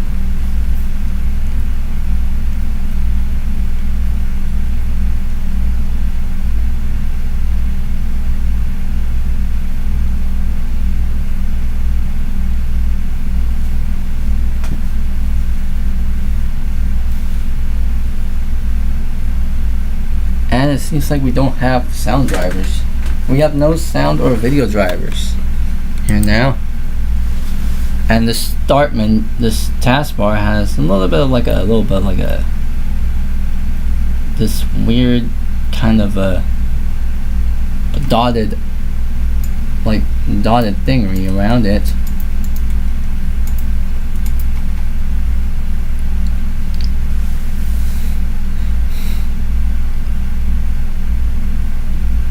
We got a My Documents folder below the My Computer folder. Well, it looks like here. Well, we are successfully installed into Windows Millennium Edition just without any sound or video drivers. And we do have the Hibernate option on here too. Okay, now let's see if we can try a reboot. See if I can get a Chrono Slice selector on here to see if I can try load back into those other Windows 9X operating systems on here.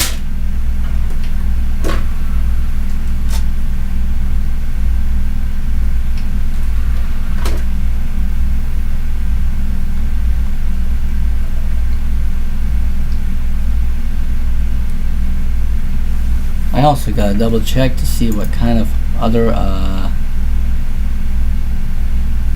settings.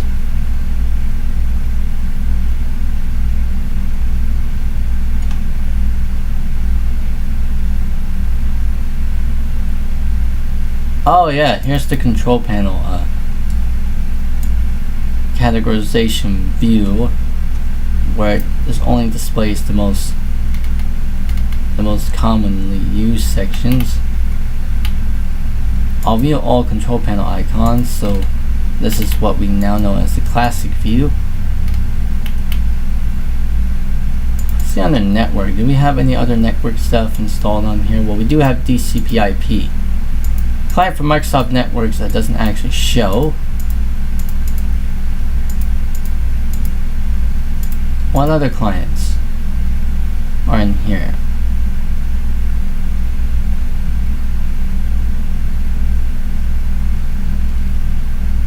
We got networks and family log on too, so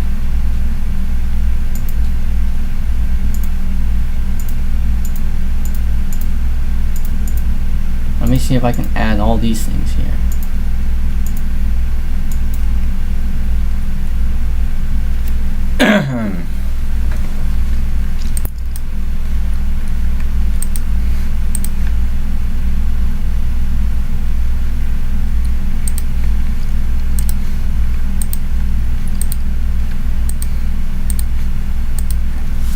You must restart your computer before the new settings will take effect.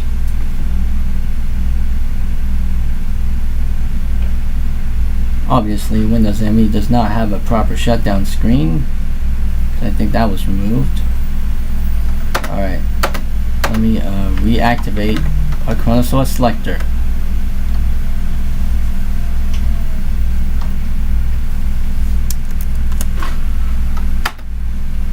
And let's see if it'll see our other OSs here. Well, it sees Millennium Edition, but it looks like it doesn't see the Windows 95 and 98 stuff. Let's check setup on here to see. Operating systems F5. Well, 98 ME. Oh wow, it's only seen the Windows 95 partition as the main boot drive. Windows 98 does not have anything booted in there, and Windows ME does not have anything booted in there. Windows 95 98 ME installation wizard.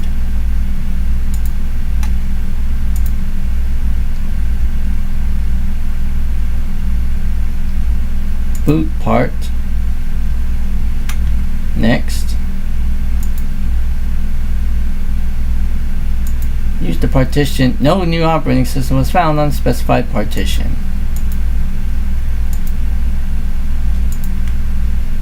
Exit. So right now we have well, we got Windows Millennium Edition installed on here. We need to I think I shall erase the DOS 7.1 stuff. Oh, we got the disk admin stuff here. I'm gonna erase the DOS 7.1 stuff.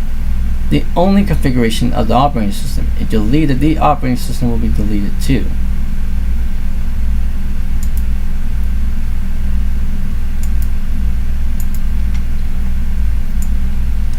Let's set which drive as whoops. I was not meant to boot from that. Like directly then to Windows. Let's see. Boot. Well, let's see which drive can we set as boot. Well, right now we have Windows 95 as boot. You know, as active. Boot act.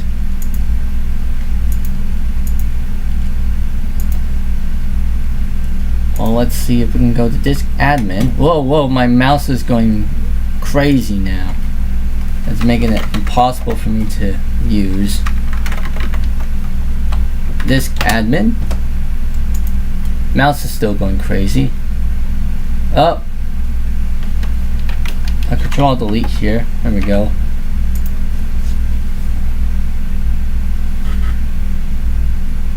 Alright, disk admin. And I'll set this one as active now.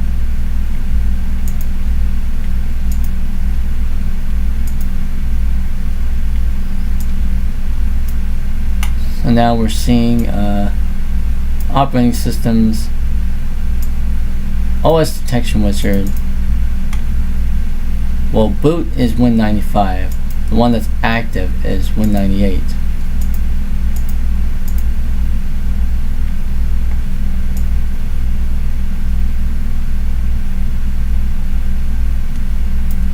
See what happens if we try to boot this while we have an active partition. Well, we are booting into Windows Millennium Edition here, but I'm trying to make a multi-boot configuration consisting of 95, 98, and ME. And it seems a bit challenging.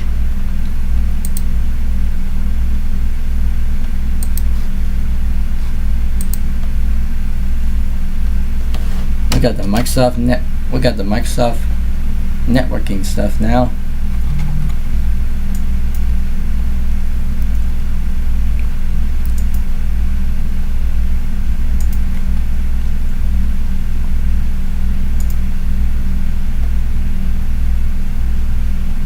Maybe I might as well set this up later. Cause whoa, okay. That came up. Microsoft Virtual PC 2000. all for just hitting Control Delete too much virtually. Microsoft Virtual PC 2004 has encountered a problem and needs to close. We are sorry for the inconvenience, and we'll automatically restart it. So yeah, it did crash. Well, and it's restarting it again.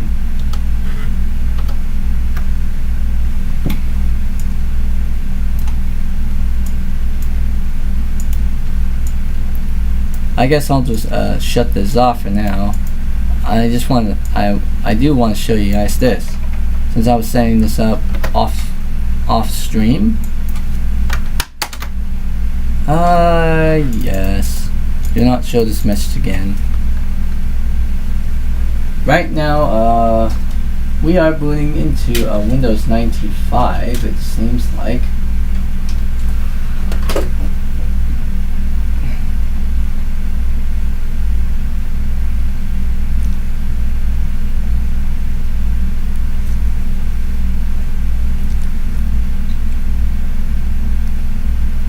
And yeah, we enter.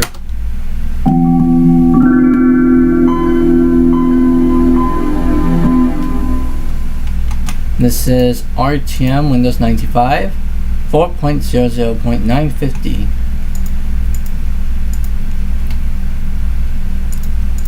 Oh, and for Windows 95. So we got that set up.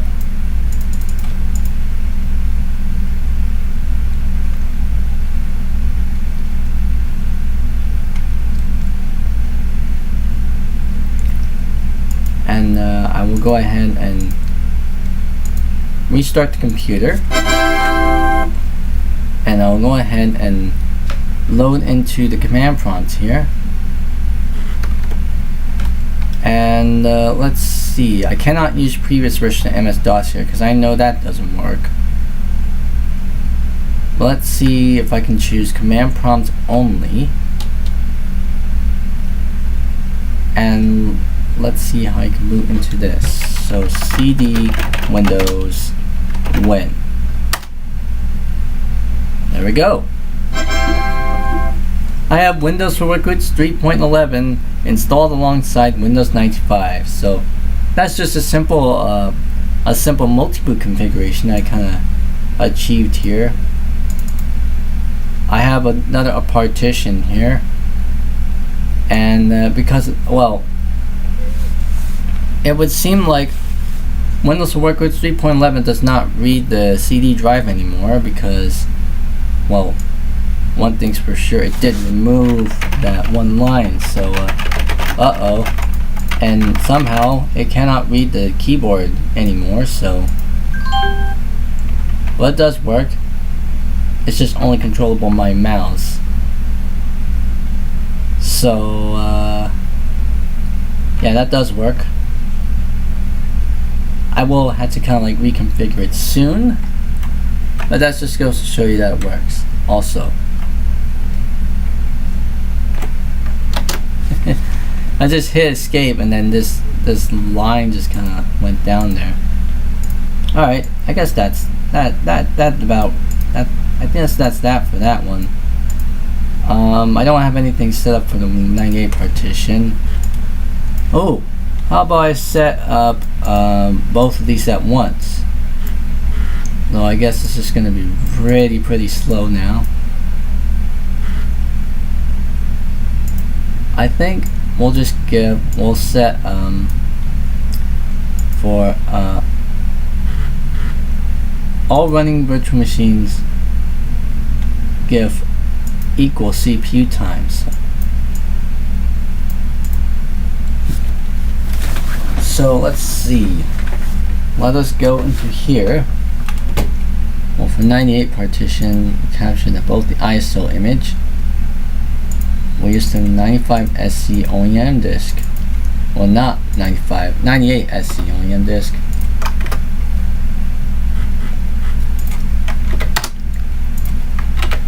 And let us go into starting the computer without CD-ROM support. First up, let's go to the 98 partition here, run fdisk, We have no partition to find. We'll have to create a new one. Now, because I am an experienced Windows installer, especially for older versions of Windows, I don't have to go to the standard issue installing Windows 19, Windows ME's type of portion of setup. I just basically kind of do things like, how like an OEM would do back in the day. Yes, make it max available size for primary partition and make that active.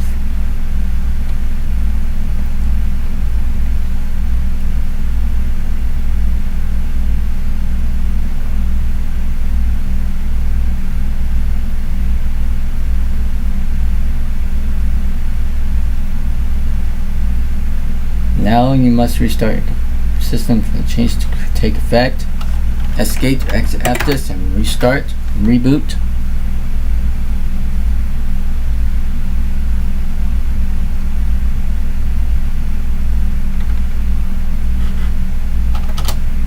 And then I'll go ahead and start with CD-ROM support. And then while I'm at it, I will go ahead and minimize and do F-disk here. Okay, well, the keyboard's not really a functioning here. Not this part, but okay. Let me focus on that one window. Oh, not responding. No keyboards responding. Oops. Windows 98. Uh-oh. Keyboard is not responding to any inputs now.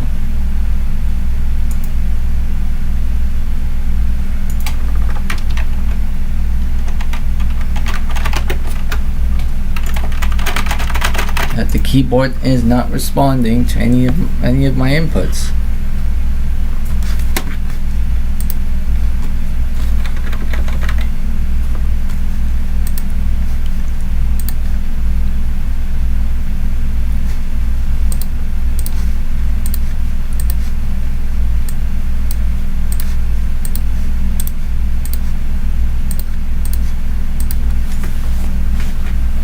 Okay, let me try closing out Virtual PC. Pretty much turn off and relaunch Virtual PC from here. See if I can get both of them to work again.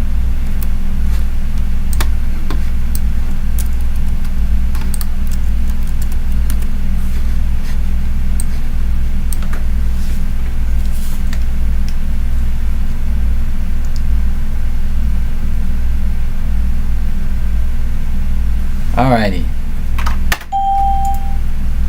Just want to make sure that my keyboard's still working. Yep, it's still working within Windows. Oh,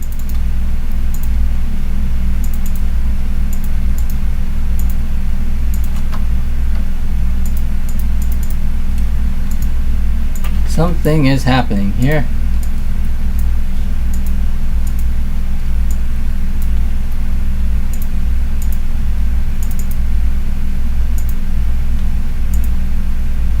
Maybe it's progressing things a bit too slowly here.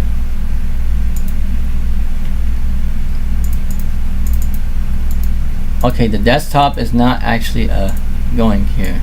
I shall log off.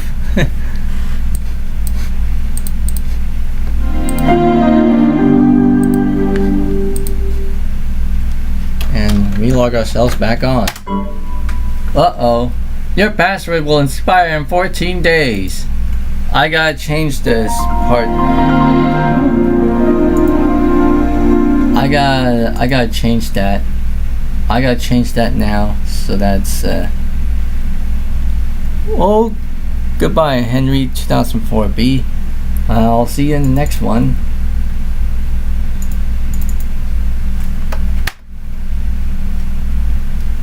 Maybe I might as well just restart. Well, I could just simply quickly shut down here by just hitting the power button.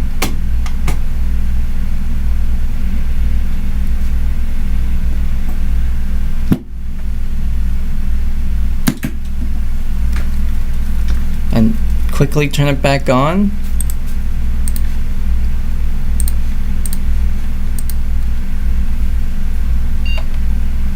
Sometimes a little bit of a rebooting can help. Yeah, see you later, Henry 2004B, and I'll see you in the next stream. Yeah, I'll see you in the next one. Yep. Oh. Always this tripod always gets in the way.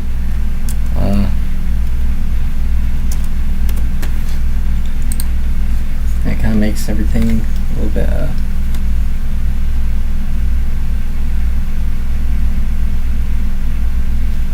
we go.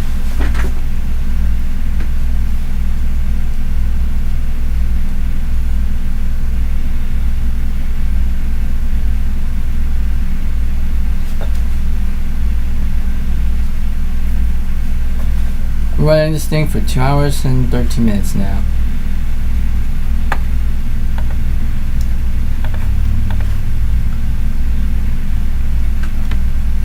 Alright, Control Delete. Yeah, I got to now change my account settings so that the password doesn't expire.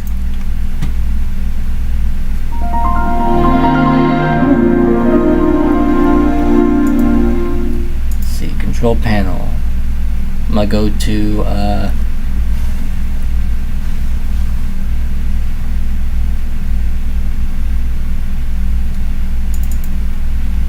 alright, everything works now. Everything works now. Oh, I'm listed as debugger users as well as an admin, so I'm on both groups. Debugger users and administrators. That's what I'm listed as.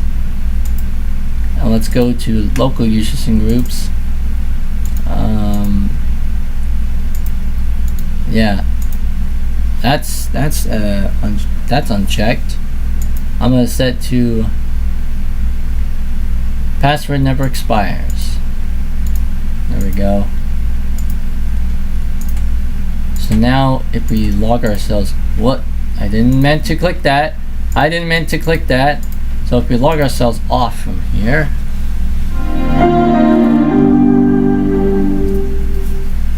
and then we log ourselves on,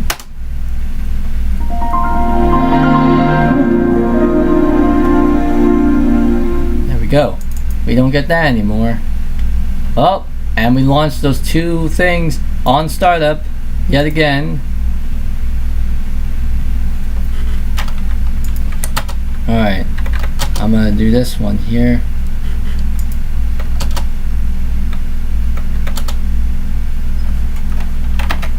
Run fdisk on both of them just to make sure that one's already done. So as far as fdisk one goes, there's nothing in there, so I'll make that. So I'm running 2 operating systems in one computing system, but doesn't have the hardware, doesn't have the horsepower to kind of handle this build of mine. We'll see.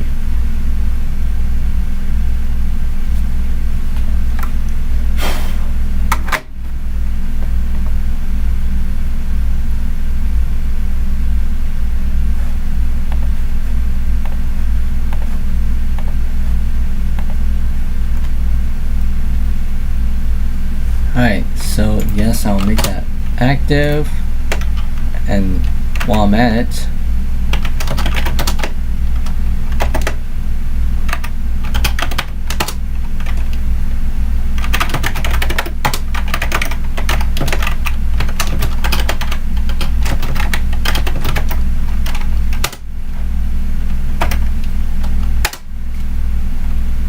invalid existing format. This cannot be quick formatted. Okay. I mean, it's not in the format that it recognizes.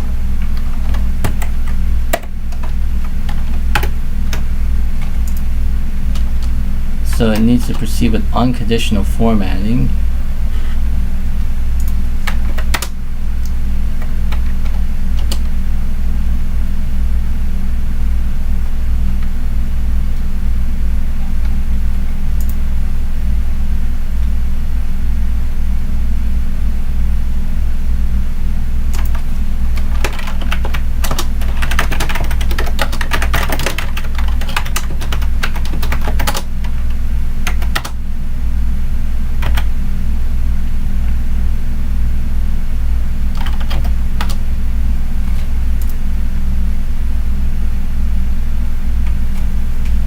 let's see how I can go about doing this. Pretty much just formatting the set partition with a chronosource selector. But let's see what happens if I try to load each of them.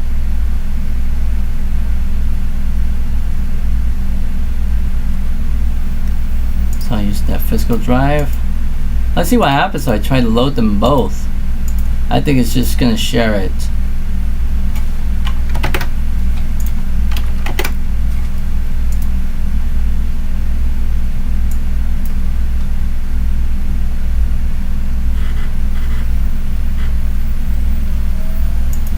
Well, we got two instances of a chronosource selector booting up on here. So, yeah. Disk admin here. Oh, yeah, because we what does that say? A file system none. I want to delete that partition so I can start fresh. There are 15. This looks like a 16 gig partition. I'm gonna upgrade it to a 32 gig partition. As I mean, it supports a bigger file size. So I'll go ahead and turn both of these OSs off. And Windows 98. I'm gonna go ahead and virtual disk wizard. Create a new virtual disk. I'll make a new virtual disk. That looks like it's getting a little bit bright because the sun's almost about set. We're in the late afternoon hours.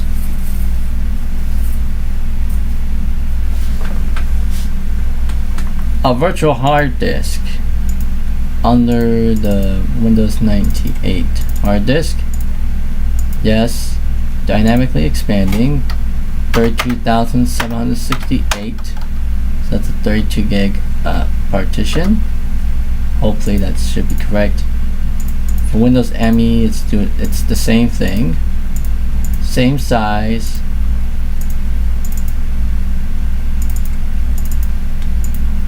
Yes, 32,768.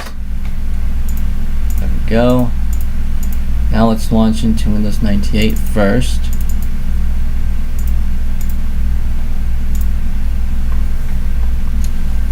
I'm launching two operating systems, two VMs in one computing system.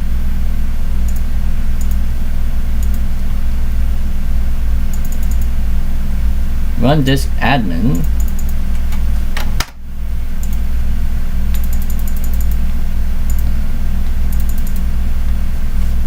I'm pretty much setting up the partition. Factory. Oh. Oh. Just sneeze again. Ugh. Ooh. Excuse me. Alright. I'm setting up that now.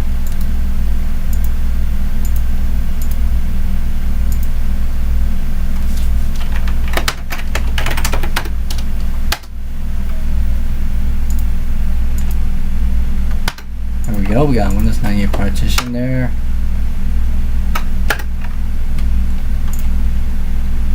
And this one. Windows ME partition. So all those are good to go. So I'll be going ahead and loading up the VM disks. Loading up the Windows 98 SC OEM disk. All I need to do is hit OK. So let's boot into that. And it doesn't seem like it's going, so I'm gonna hit Control Delete. Eject the disk. Eject the chronosource selector disk.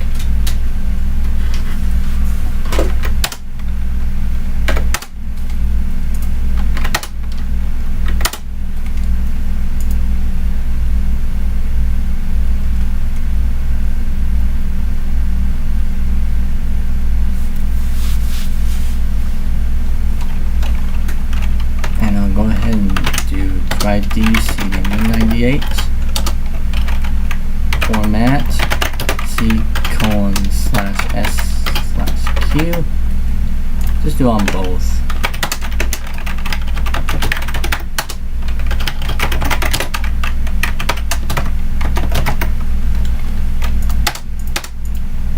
Warning, all data on non-removable disk drive C will be lost. Yes. Now it's doing the quick formatting.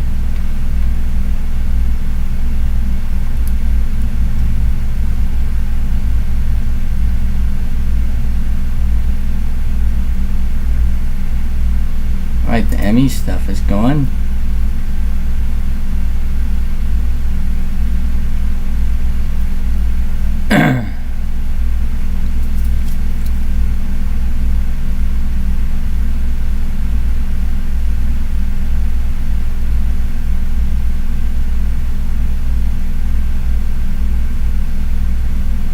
Alright, one ME, that's done.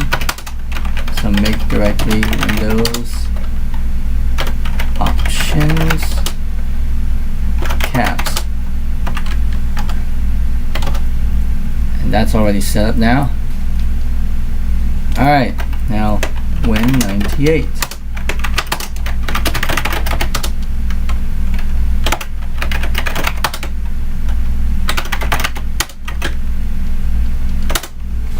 And we should be ready to go. Well, for this one, for the ME stuff, I'm gonna be switching it over to the WinME OEM disk. And for this one, I'm gonna be leaving that disk in. So just copy d://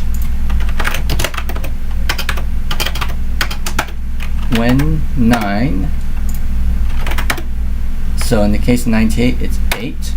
In the case of ME, it's X. So it's a bit difference here. Star dot star.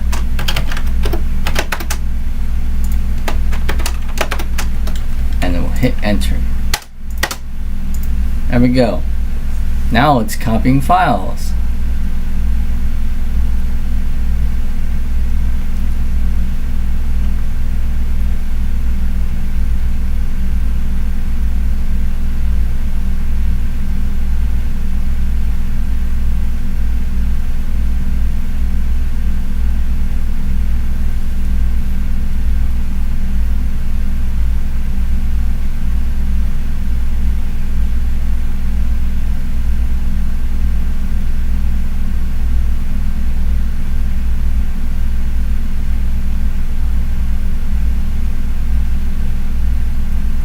Okay, the Windows ME stuff is already set to go, so I'll remove the disk from that drive, restart.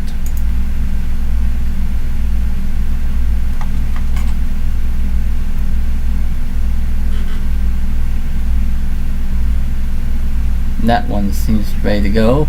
I'll wait for this one to finish. There we go. Now remove that disk from the drive and restart.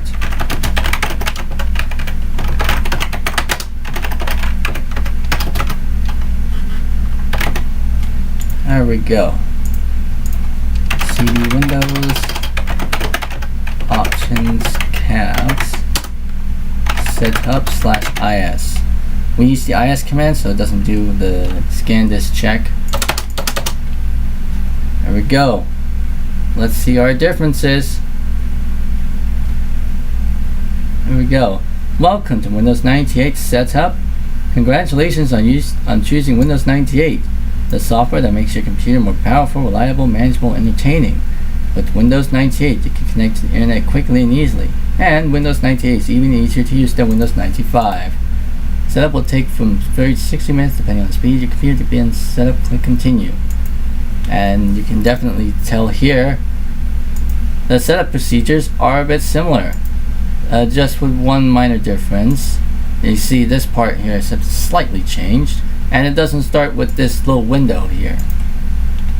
Instead, it just goes to this one where it's preparing the setup wizard, and then it'll go into this window here. This is what it looks like, reminiscent of, well, the design setup procedures similar to that Windows 2000 or the Windows Wizard 97 like design language, but this one's using the Windows 95-esque style design. So I'll hit continue here, and now it's going through preparing the Windows 98 setup wizard. So yeah, Windows Millennium Edition didn't have an opening dialog box before this comes up, because it's already integrated into here.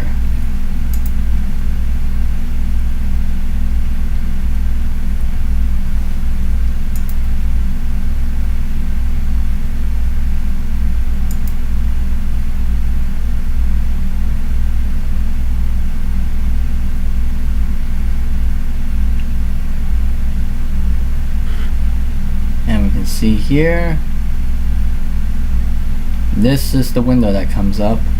Select directory, and comparing it to this one, that's the first window that pops up for that thing.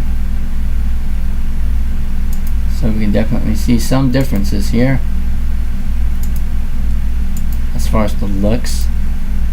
And then here's the differences between the two setup UI design layouts. We got the Windows 95 derived style for Windows 98, and then we got the Wizard 97 inspired design in Windows ME. Obviously, for the other directory, it's all already listed, the other directory that's listed here. But in this one, we had to click other directory and then hit next. Then it'll show this option. There's also another difference here when we actually try to enter in the same directory. So for this one, it'll warn us that the directory already exists. However, on Windows ME, that's not necessarily the case. It just goes by as usual. Now it's checking your computer, checking your system. Now it's preparing the directory. You see the differences in the design layouts. It really shows. This one's the Wizard 97 inspired design, and then this is the Windows 95-esque design.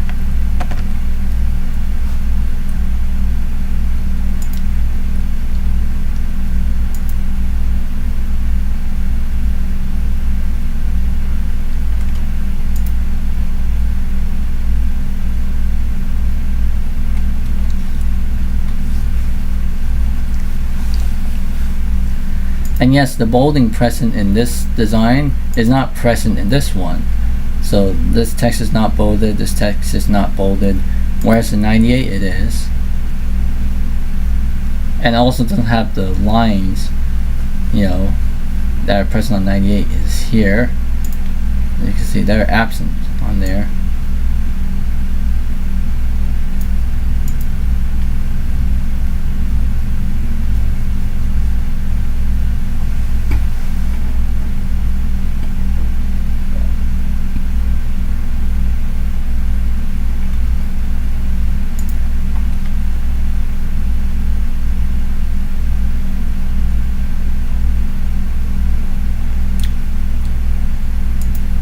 Alright, and then it's going to go to the setup options for that one. Same for this one too. So it's a similar layout. It's typical, portable, compact, and custom. We'll choose custom. Same with this one here. Same list of components here. Again, different design layout. Those still a bit similar. And it seems like we have a similar set of options set. Except for a few things kind of reintegrated.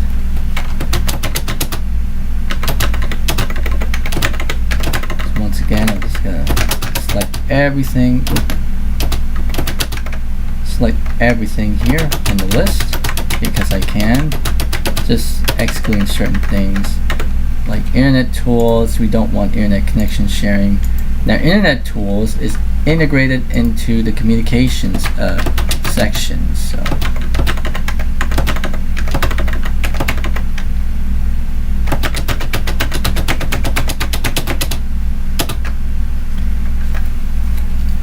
there is definitely some difference here. So yeah, we don't have internet tools, and we do have a game section.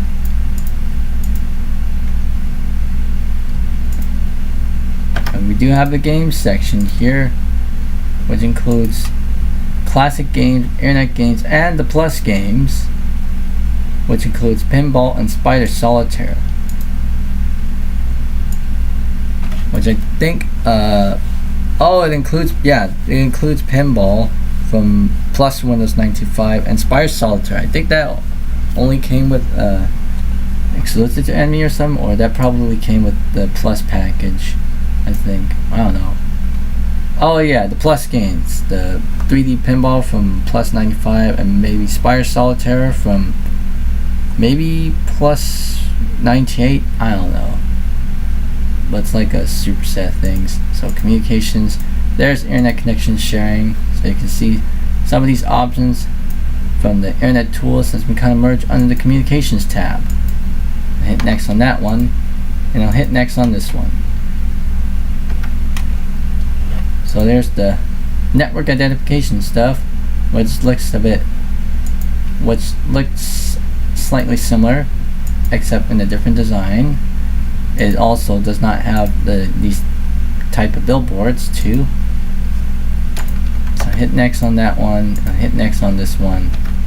And obviously, computer settings, this is obviously inherited from 95 with only these two options.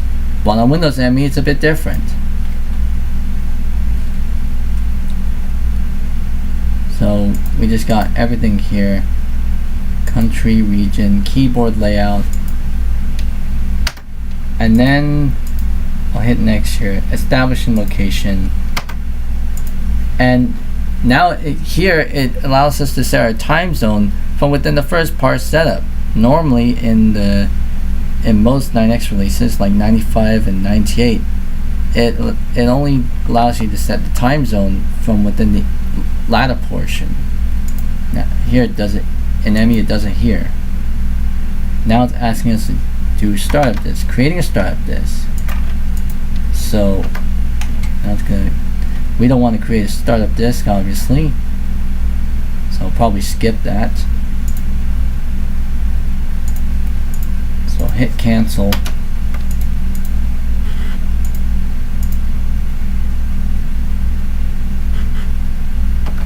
And now it's going to begin to start copying files. Once again, the design layouts are a bit different, so I'll start copying files from this one and watch how everything goes. Again, the setup procedures will set designs a bit similar to each other with some minor differences, especially with the change of the blurbs here. especially for being early 2000s hardware, and it is equipped with a 2.66 gigahertz Pentium 4. Could possibly hold up quite well, I guess. I mean, for what I have here, kind of almost pushing it to the limit here.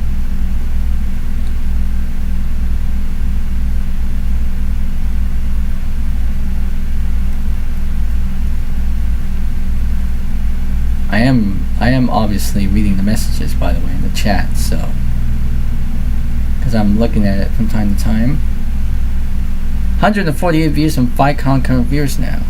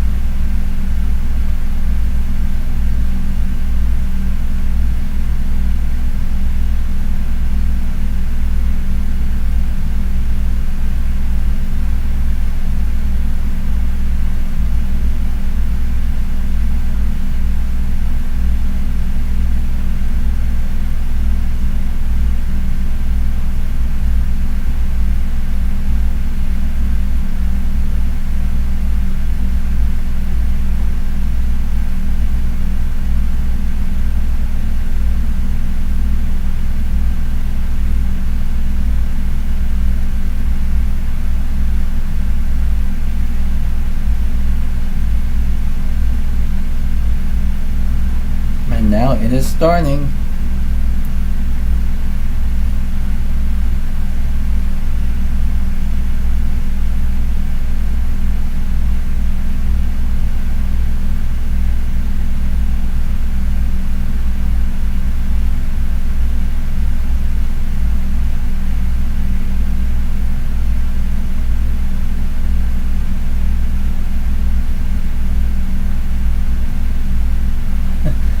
Let's see about the different blurbs it's gonna cycle through in this slow process. Windows just got better. It always begins with the Windows just got better stuff. The first blurb that comes up is the Windows just got better.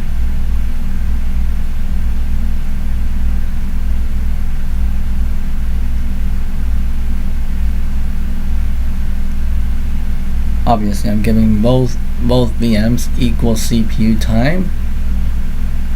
Would it go by a bit faster if this was like a dual-threaded system? It's a single-threaded system, so really maxing out the CPU usage.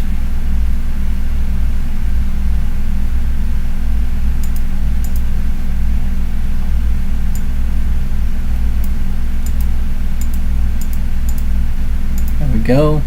Windows just got better. So as in 98's case, it's Windows 98 helps you get the most out of your computer by making it easier to use, more reliable, faster, and more entertaining. On Windows ME's case, it's this. Windows ME helps you get the most out of your computer by providing the best in digital media and improved user experience, enhanced home networking, and a rich internet experience. So there is a difference between the blurbs there, you know, tailored to this specific operating system, so that way they don't have to just simply copy paste over certain things from within the 98 stuff and just simply tack on the Windows ME name on it to replace the Windows 98 name. Because I mean, although the setup design is similar, they're still a bit different. Okay, more innovative. This new release includes hundreds of enhancements and new features based on customer requests and support experiences. Like its predecessor, Windows 98 supports new cutting-edge technologies, while at the same time providing the best support for your current hardware and programs. And this is for 98's case. I wonder what about ME's case. It's probably a bit similar. So it's the Windows just got better and then more innovative.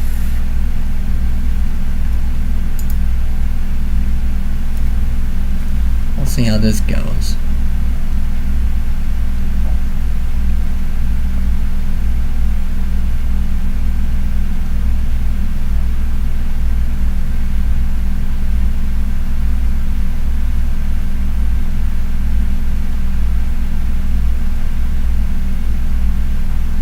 There we go. More innovative.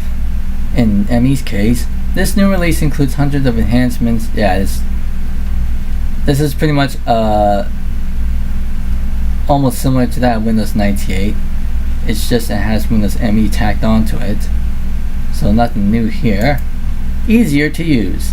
Your computer and the internet are easier to use than ever before. Simplified navigation features like the back, forward, and favorites buttons makes it easier to move among files, programs, and internet sites. Windows 98 also makes it easier for you to select and open files and programs. You can select a file simply by moving the mouse pointer over it, and you can open a file or program with a single click. Now, Windows Millennium Edition and Windows ME obviously have different blurbs after the more innovative stuff.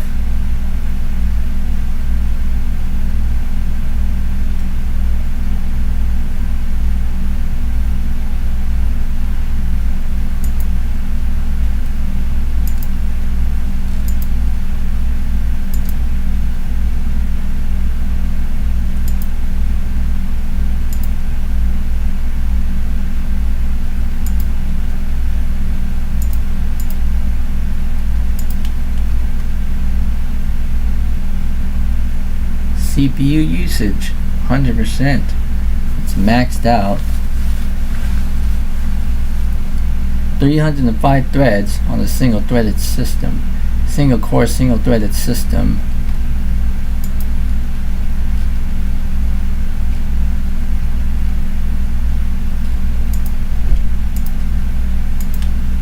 Get help. Easier to get help. If you have questions about using Windows 98, it's easy to get answers. Windows 98 has a built-in help system that is informative and easy to use.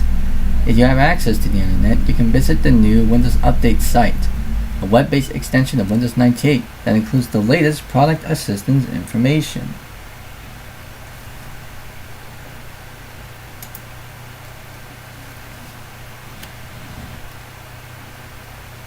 Faster and easier. Windows ME starts up faster than ever, meaning you can start using your PC sooner. As you use your PC, the new smart menus simplify your desktop to show only the items you use most. So I think this is one of the blurbs that's exclusive to ME, obviously. Specific to that, connects you to the web. If you want to use the internet, it's never been easier or faster. The Internet Connection Wizard helps you configure your system and sign up with an internet service provider of your choice. For fast web access, link. Oh wow, that's going by pretty quick. Now it went straight into brings the web to your desktop. The integration of Windows 98 and Internet Explorer gives you the most rewarding way to use the web. New Explorer bars like search, history, and favorites makes it easier to find information. Enhances communication. That's going by pretty fast on 98 now. I don't know about the ME stuff. I mean, there's a lot on ME than on 98.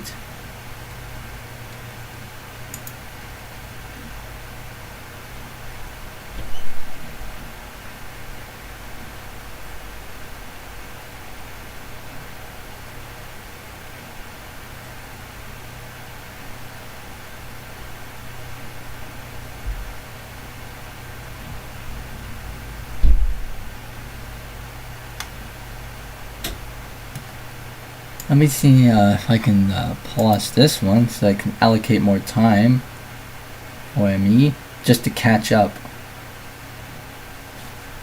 New communication tools. Using Outlook Express, not only you can send and receive email messages and participate in news groups, you can also manage multiple email accounts. Using Windows Media Player, you can experience events as they're happening because your computer can receive live or streaming multimedia from the internet.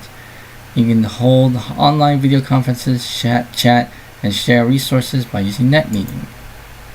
Now I'm going to have to let Windows ME play catch up here. So file copy process 40%, and this one's still on 19%. So we're playing catch up here. Using two VMs connects you to the web. If you want to use the internet, it's never been easier or faster. The Internet Connection Wizard helps you configure your system and sign up with an internet service provider of your choice. So this is a slightly reworded version from the 98 setup version of it.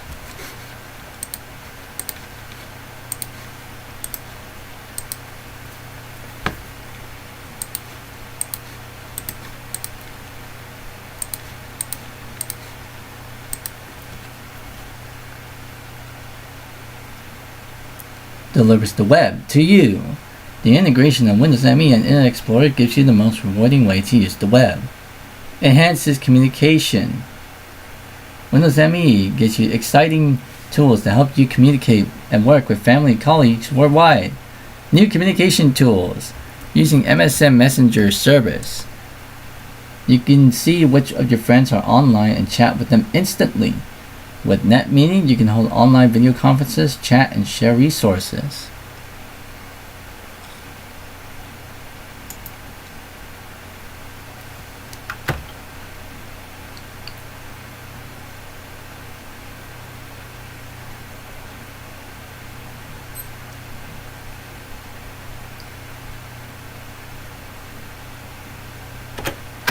Alright, now at the same progress.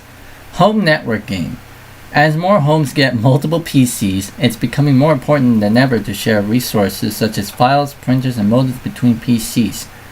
Windows ME can help you set up a home network to do this. The Home Networking Wizard walks you step by step through the process of networking multiple PCs. Internet connection sharing enables multiple PCs to share a single internet connection such as phone line, ADSL, or cable modem. So this one's slightly reworded.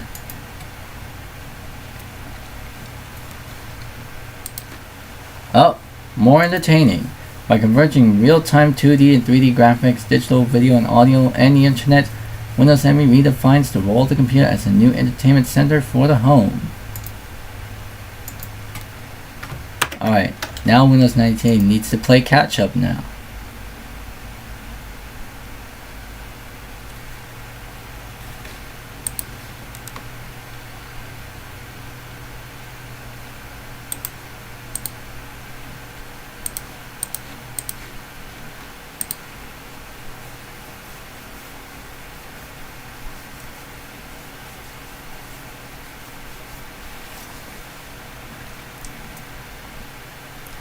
Faster performance. Windows 98 helps you get top-notch performance without adding new hardware. Programs start and run faster. The maintenance widget suggests ways to improve your computer's performance and schedules regular task maintenance. Many new computers start instantly using the On Now power management feature.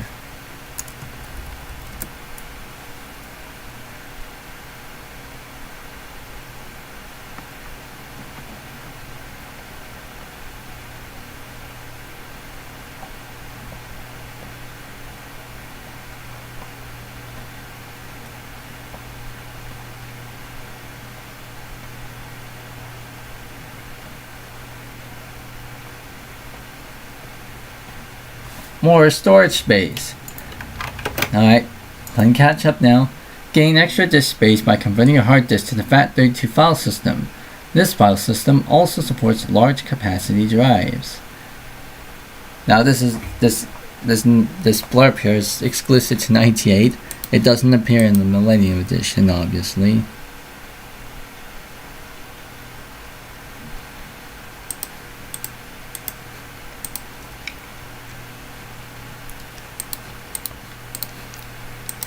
I'm kind of going by things here on my main computer with the VMs I have still. Better games. Games are more engaging and exciting with DirectX. New capabilities include digital audio, support voice chat, enhanced graphics, and 3D. Windows ME includes internet-ready versions of the most popular classic games, Backgammon, Checkers, Hearts, Reversi, and Spades. You're just one click away from playing against a real opponent. Increased dependability. With hundreds of enhancements and a new suite of wizards and smart tools, Windows 98 helps you keep your computer running smoothly. The new registry checker monitors registry files and automatically repairs and restores the files as necessary. So certain blurbs are kind of switched around, it seems like.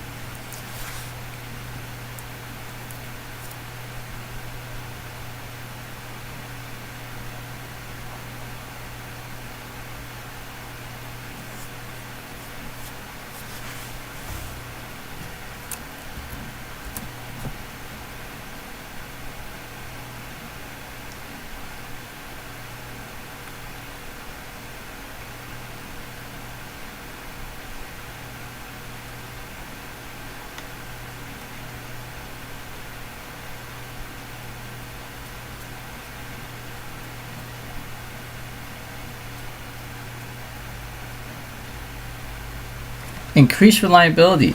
System File Checker automatically locates modified or corrupted system files and then repairs and restores them. If your system is shut down improperly or there is a hard disk error, ScanDisk runs automatically to ensure that your hard disk is in great working condition or good working condition.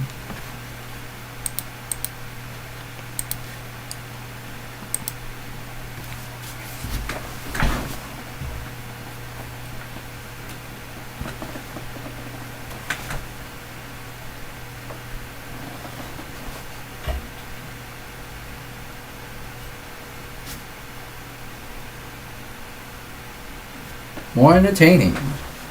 By converging real-time 2D and 3D graphics, digital video and audio, and the internet, Windows 98 redefines the role of the computer as an entertainment platform.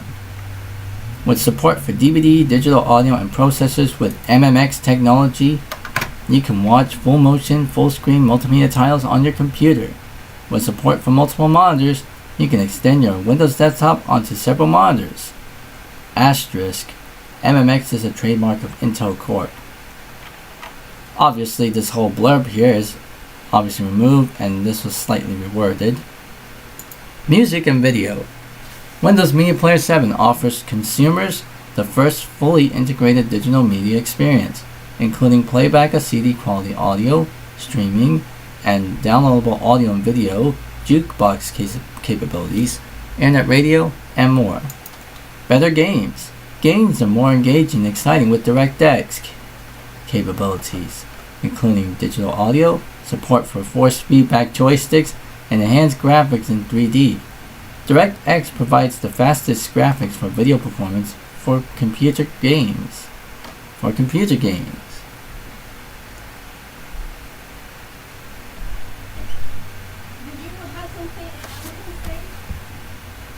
Supports new hardware. Windows 98 supports more than 1,000 new printers, modems, monitors, network adapters, and other hardware devices. Support for the new Universal Serial Bus USB provides a universal connection for many of the most popular devices like scanners and cameras. You simply plug in a USB device and your system reconfigures itself. You don't even need to restart your computer. Now obviously this part of the blurb is absent on Windows ME, and this one was slightly reworded, also on ME.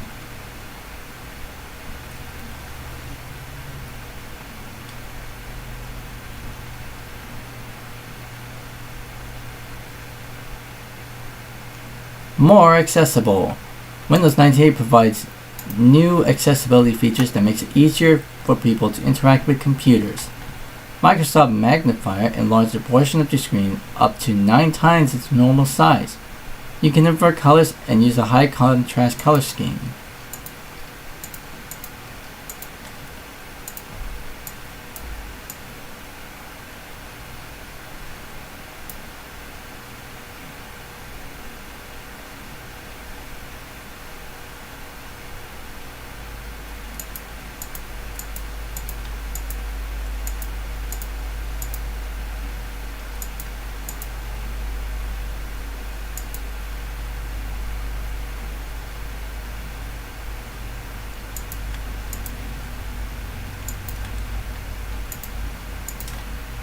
More customizable. The new accessibility wizard helps you customize your computer screen, keyboard, and mouse to fit your needs.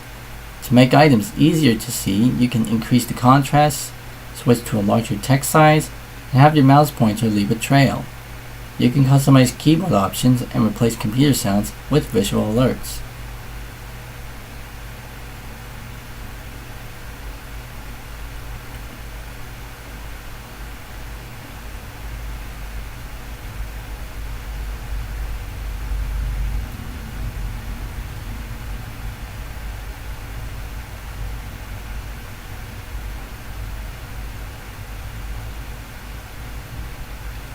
Check out Windows Update. Stay up to date with this web-based extension of Windows 98. The Update Wizard reviews your system, recommends the updates you need, and can install the updates you select. Using Windows Update, you can quickly find answers to your questions about Windows 98 and get access to online product assistance. Now Windows ME is going to have to play catch up to Windows 98 now. Create and edit home movies. Windows ME includes Windows Movie Maker, which lets you edit your own video files. You can become your own director by adding narration, music, and sound effects.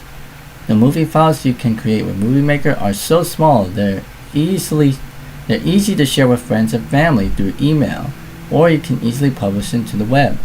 You can literally keep your entire home movie collection on your hard disk.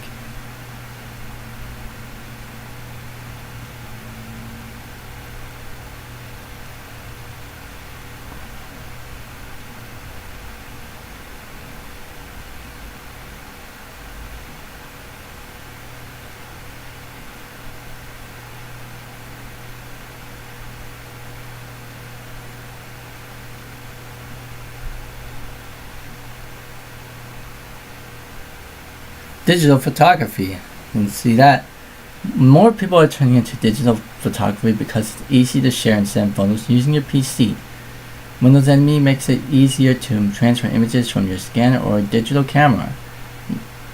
Improved user experience.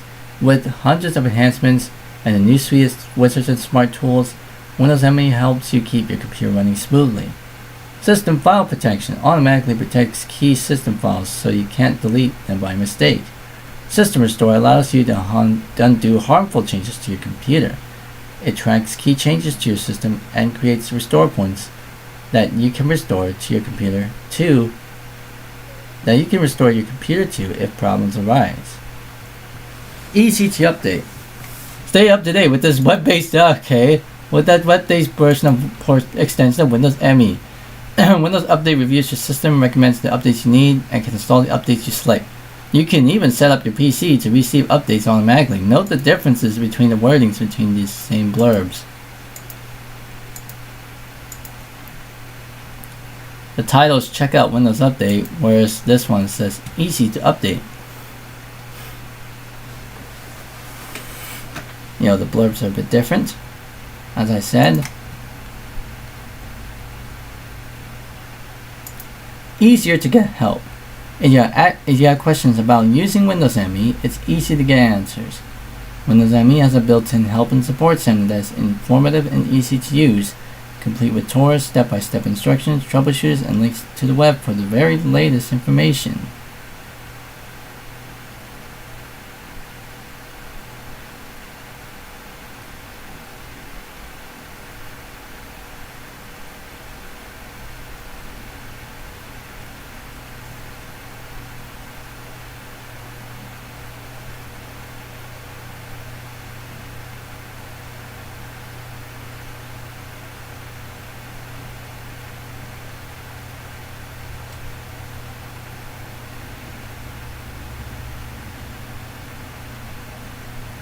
Supports new hardware.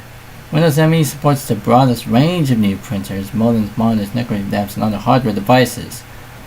Once again, this is slightly reworded from the 98 part version, and also removes the mention of USB, because that was already out by then.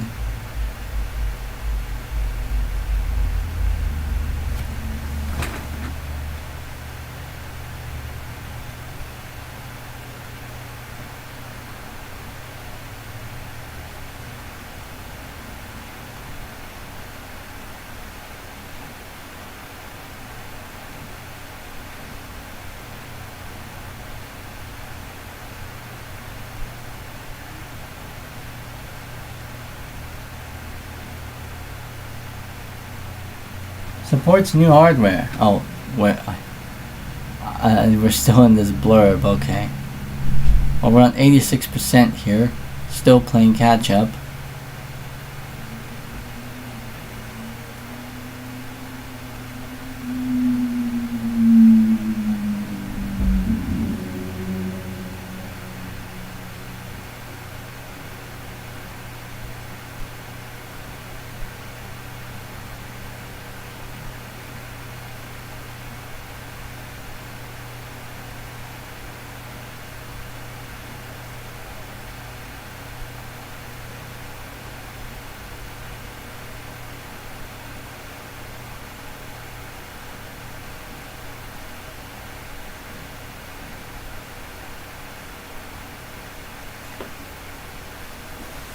%.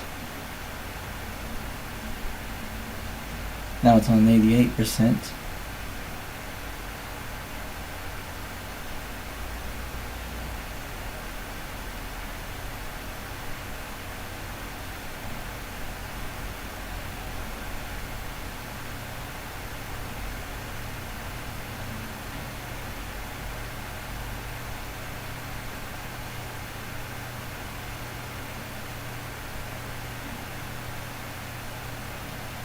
More accessible. Windows ME provides accessibility features that makes it easier for people to interact with computers. The new accessibility wizard helps you customize your computer screen, keyboard, and mouse to fit your needs. To make items easier to see, you can increase the contrast, switch to a larger text size, and have your mouse pointer leave a trail. You can customize keyboard options and replace computer sounds with visual alerts. Once again, needs to play catch up here.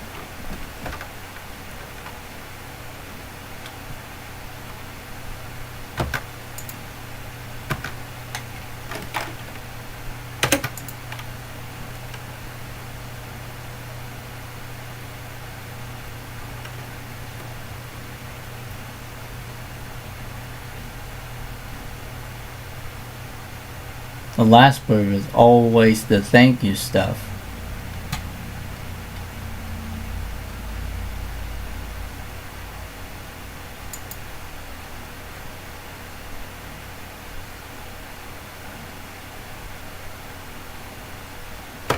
Thank you. Please register your copy of Windows 98. The Microsoft Windows 98 team. The Windows ME version adds an exclamation mark after it. Please register your copy of Windows ME, the Microsoft Windows Millennium Edition team. Let's see which one actually finishes.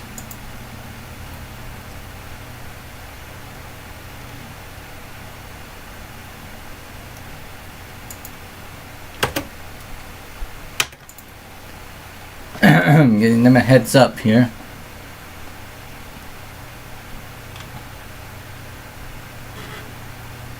Alright, Windows 98 has finished setup now.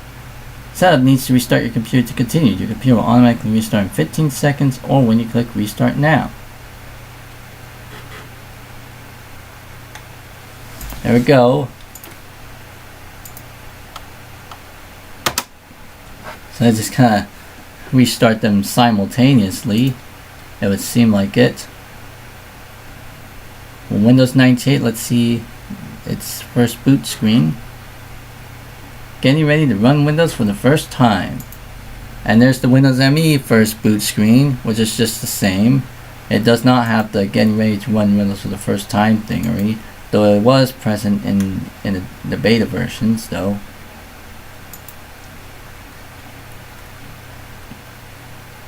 Completed updated files, continuing to load Windows.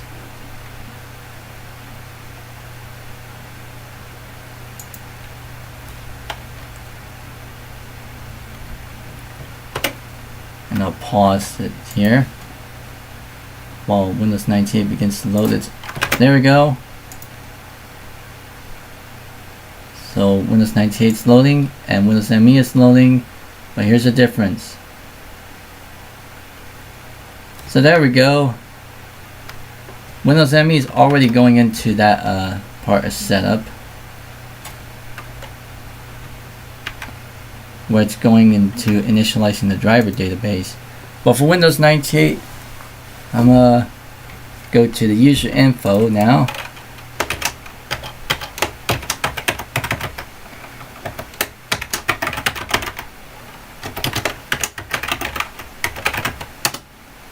Accept the license agreement and their product key. So I'm actually gonna hide this now.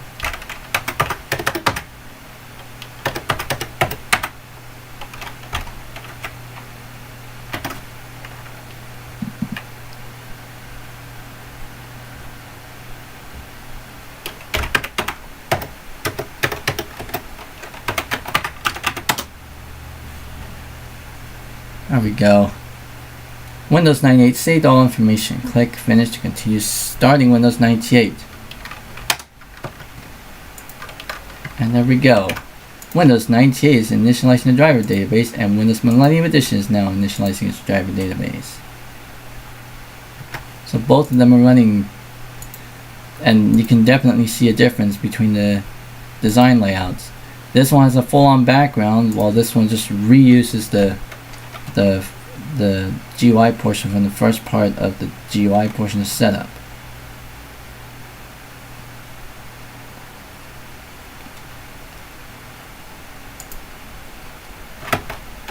Now it's beginning to setting up any hardware, the hardware and any plug-and-play devices we may have.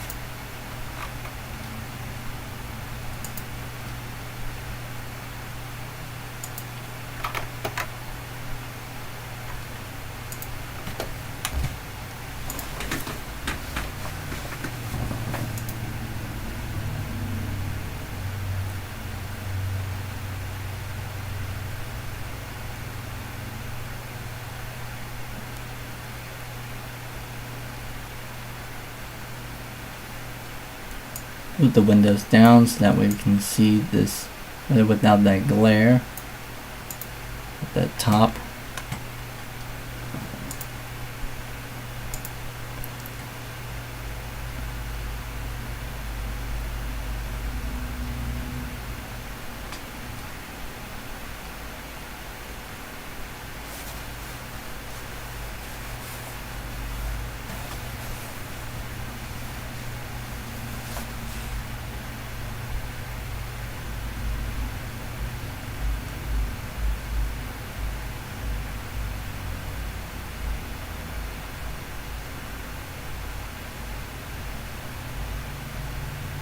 $177 views and 7 concurrent viewers at the ready.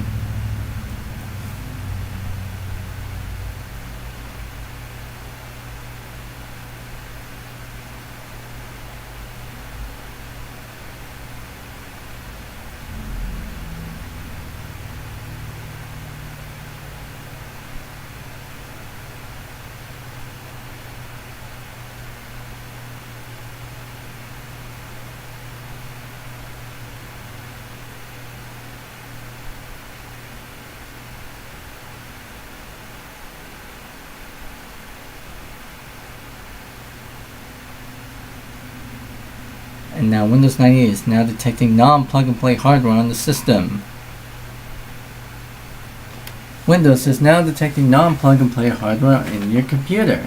Caution, this may take a few minutes and may cause your computer to stop responding. If the progress indicator stops for a long time and there is no disk activity, please restart your computer.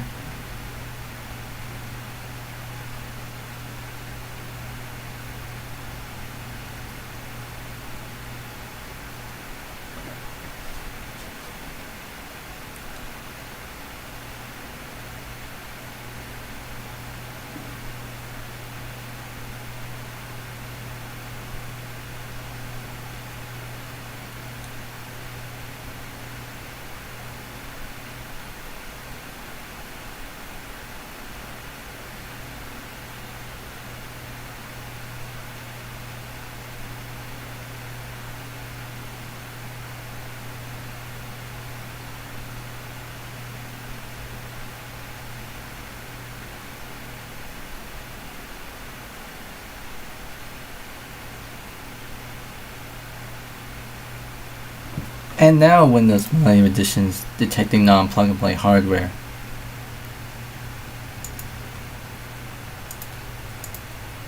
Windows 98 is a bit more ahead than Windows ME now.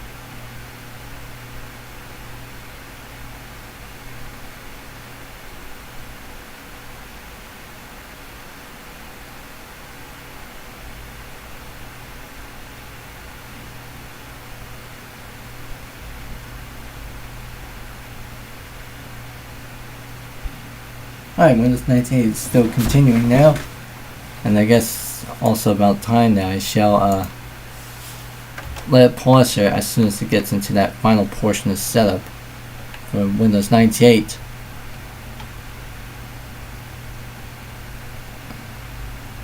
And there goes Windows Millennium Edition. It's already finished that part now.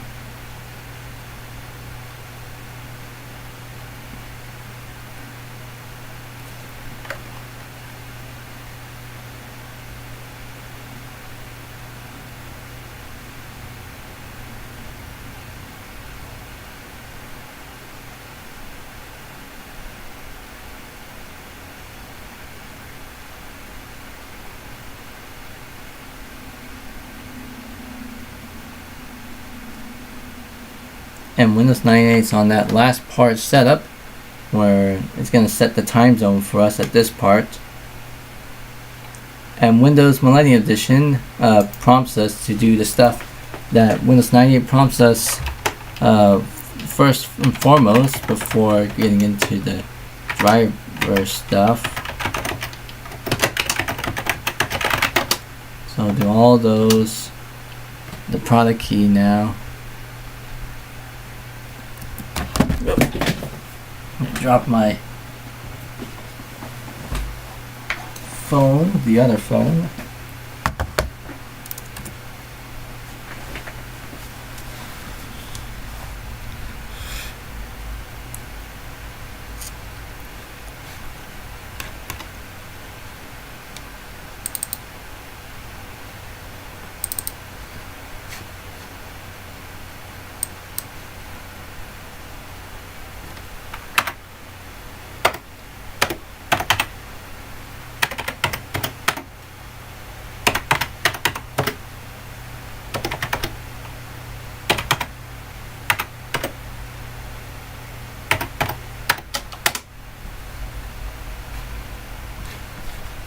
Alright, now that's done.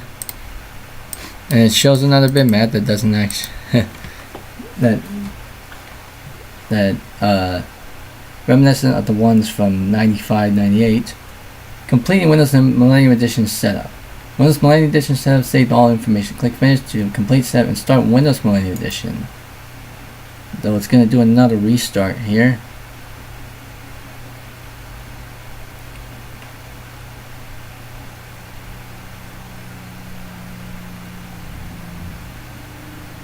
$185 views and 8 concurrent viewers now. And it's wanting us to restart now.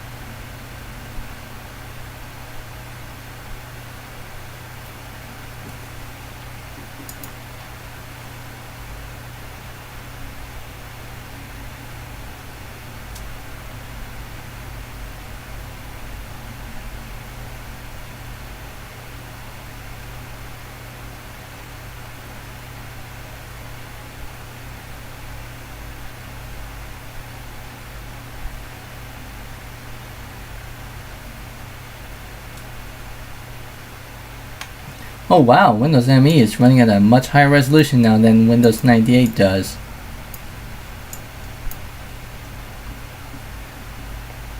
There we go. Windows Millennium Edition now setting up your hardware and any plug-and-play devices you may have. And that's from Windows 98. I'm just going to go ahead and hit close as soon as that window pops up. So this is Windows Millennium Edition's last part of setup now.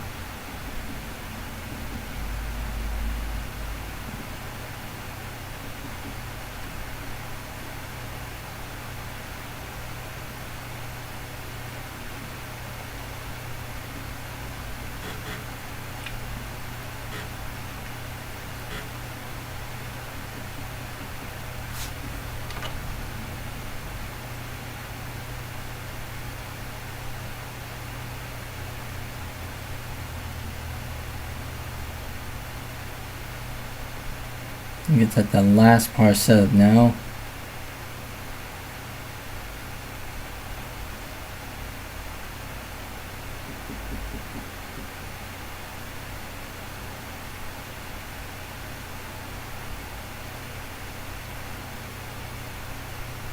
There we go. Setting up the last few bits. So now I'm going to hit enter here in this one.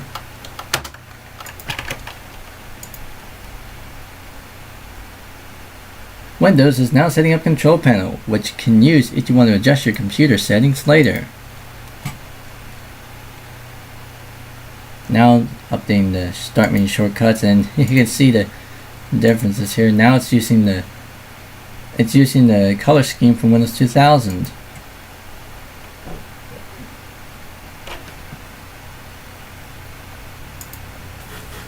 it's going to do the Windows help, tuning up application start, and Windows help. Oh, it's updating system settings now. Now we get to see a difference. Windows 98 setup. This is the screen itself. The dialog box says updating system settings with the drum icon there. In Windows Millennium Edition, it has significantly changed. It no longer has the drum animation, and it now shows two progress bars. One for component progress and one for the overall progress.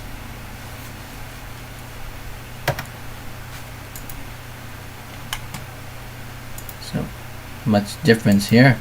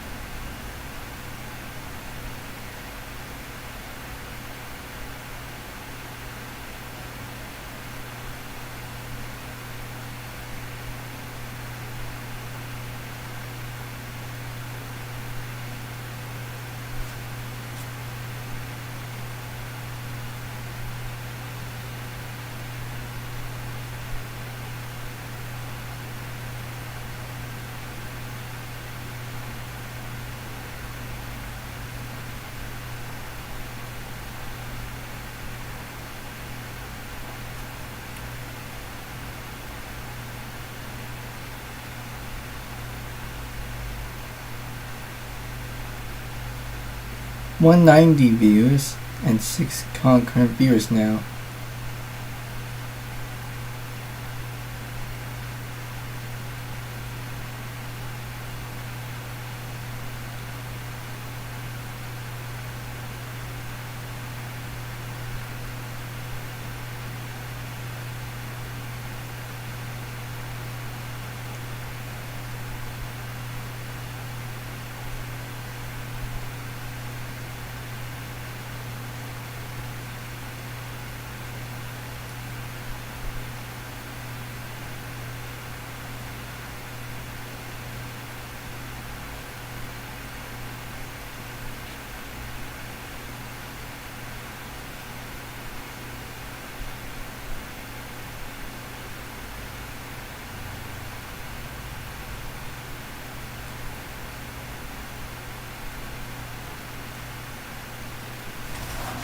And it's still going by here.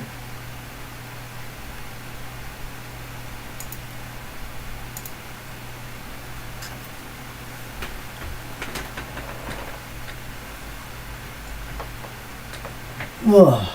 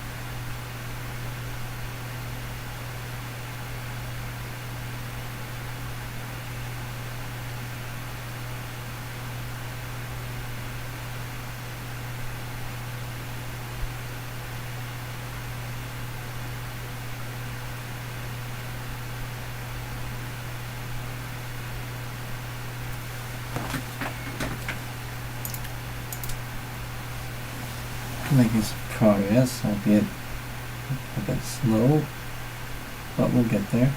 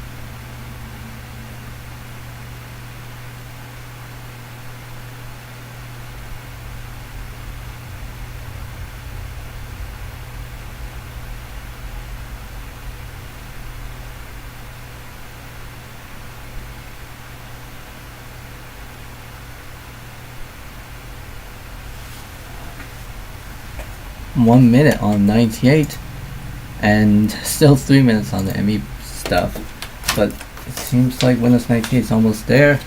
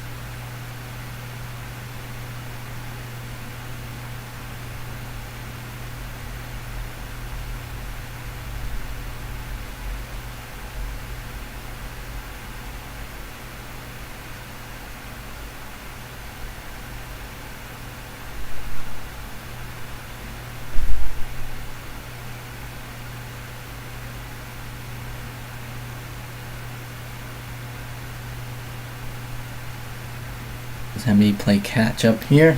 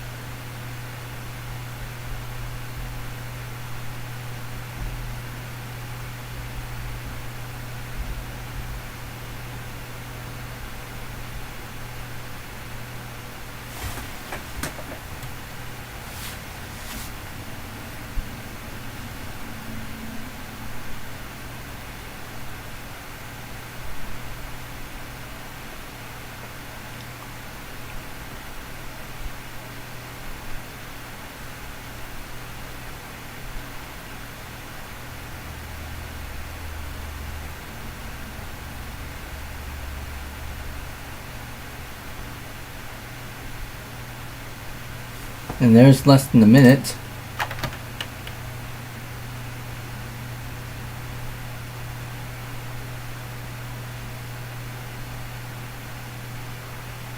I'll let that finish.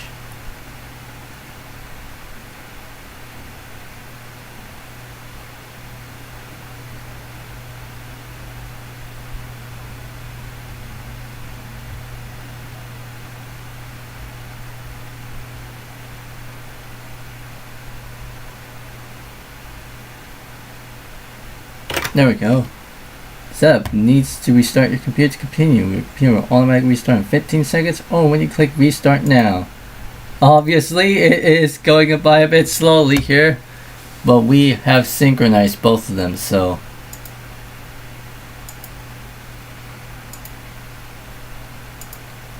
Oh, Windows 98 going a bit faster.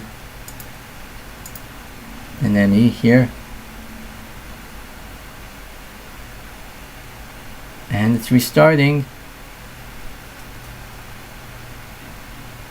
As you can see there, Windows 98 has a shutdown screen and Windows ME does not. It just has a blank screen.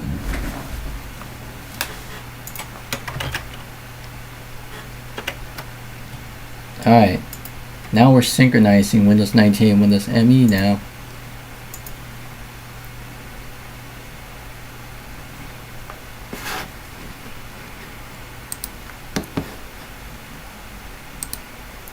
Reconnection successful. I think I must have had a hiccup on the stream and on my end, but hey, we're back. I'm just tinkering around with my own custom built computer today, just playing around with things. It's still setting up some things. Oh, time but need to identify yourself to Windows. Enter a password you want to. Tip: if you don't enter a password, you won't get this prompt again at startup.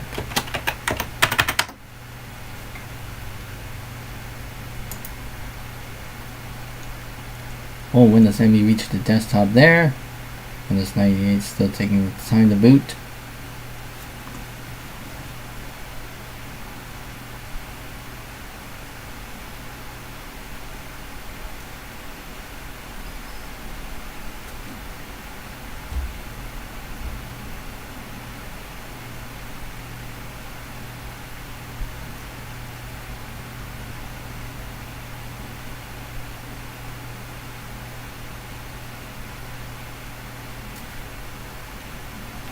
And here comes Windows 98 2nd edition, which it also seems like it installed, well, I think it's still on 16 colors though. Enter your password for Microsoft Networking. So, do that. And there's the updating system settings thingy. The 98 style dialog box with the drums too.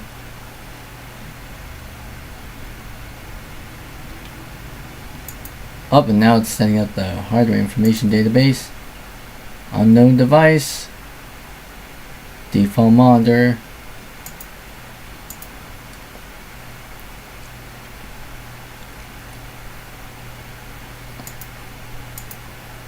And there goes the updating system settings thingy.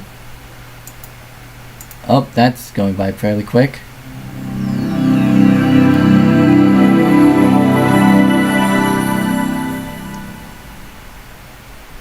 We are sitting at over 204 views now, with 7 concurrent viewers at the ready currently. And Windows 98 is pretty much already set up now.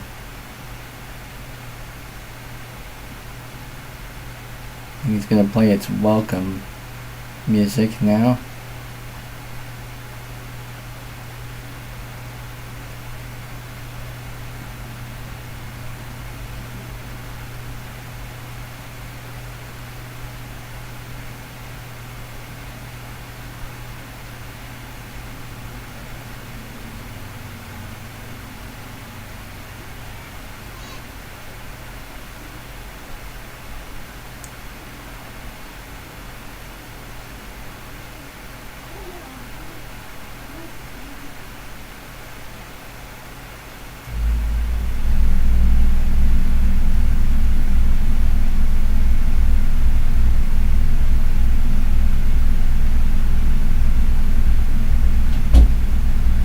There we go.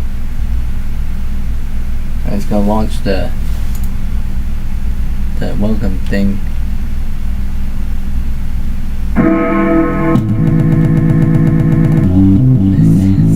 There it is.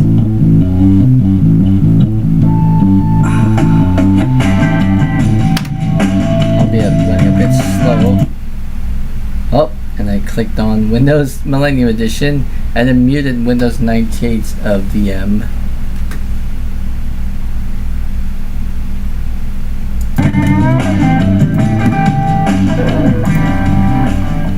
Close that out. That was the welcome applet for Windows 98.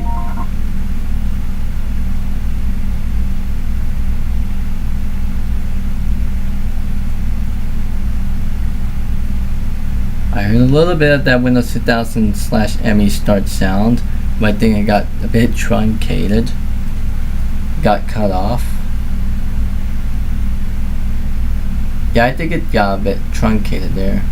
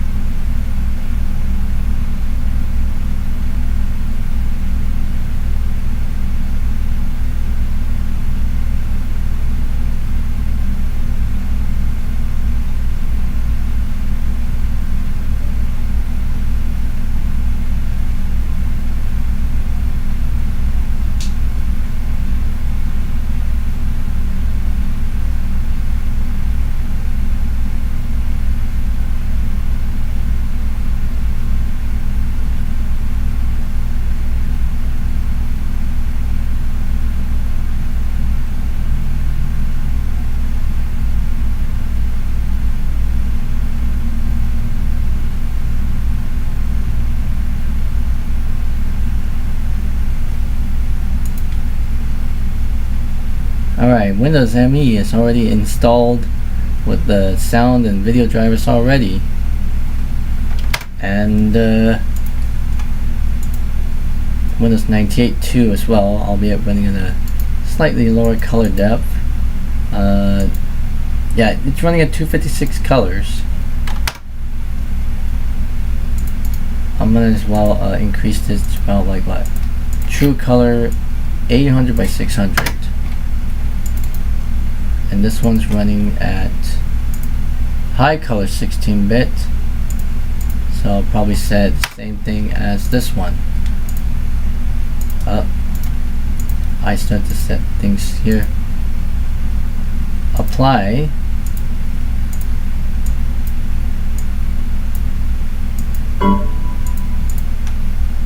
There we go. Now they're at the same resolution. Same resolution and color depth.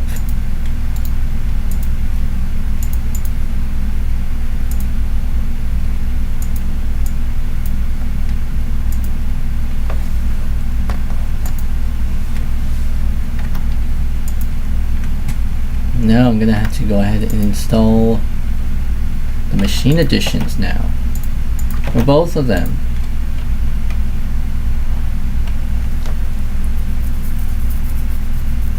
And you may also notice the My Documents folder is now above the My Computer folder. So kind of matching that Windows 2000. That's how it lays it out like that. Different to how Windows 98 does it this way. Where it's like My Computer, My Documents, Internet Explorer, Network Neighborhood, Recycle Bin. Whereas on Windows 2000, Windows ME, it's My Documents, My Computer, My Network Places, Recycle Bin, and Internet Explorer in that order. So slight differences here.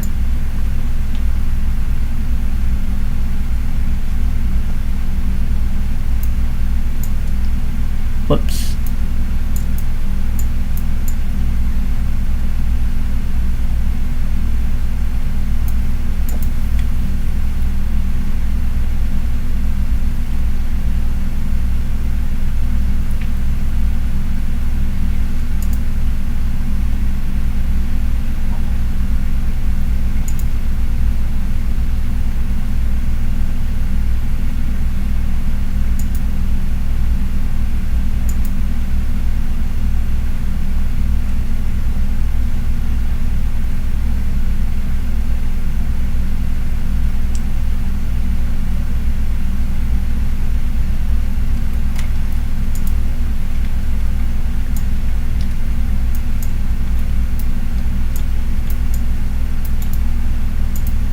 reline up those icons, make a new folder so that way those icons can stay.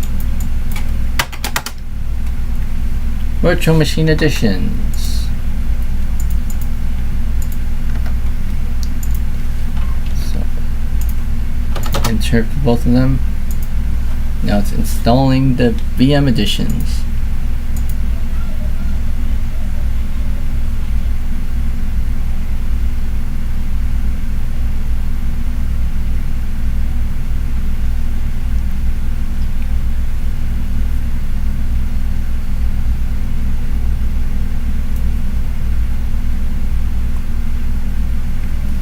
And this one's complete.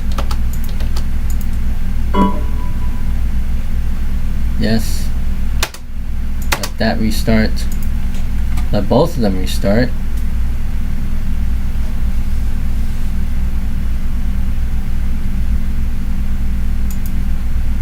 This is Windows ME's shutdown screen. It's just a blinking cursor. The blinking cursor is Windows ME's shutdown screen.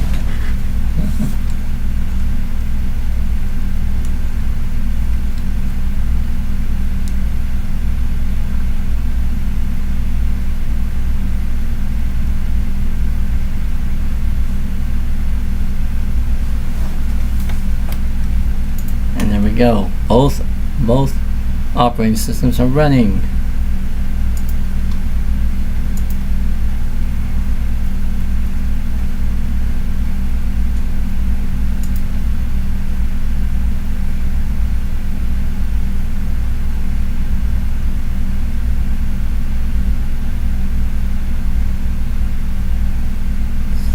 Still installing more stuff, setting up settings now.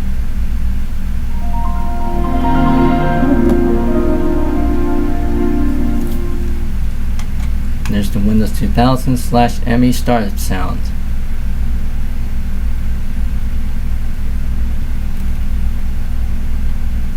And we got the VM editions already set in here now.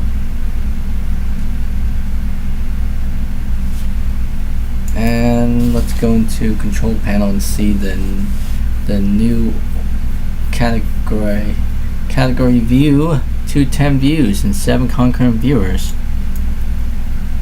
Oh, well. Oh, but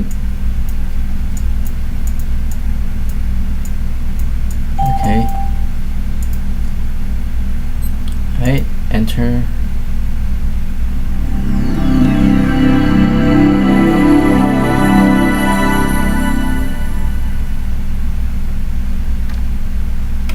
That's working.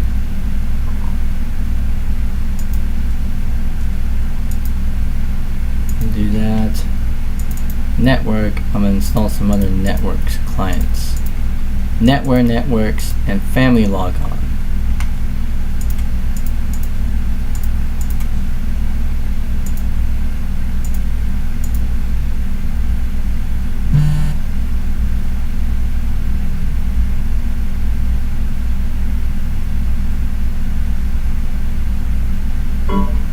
Yes. Restart.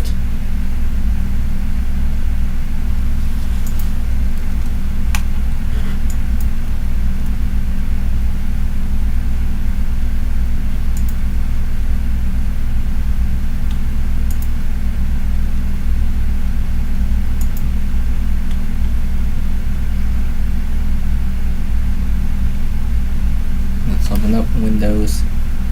Like the control panel.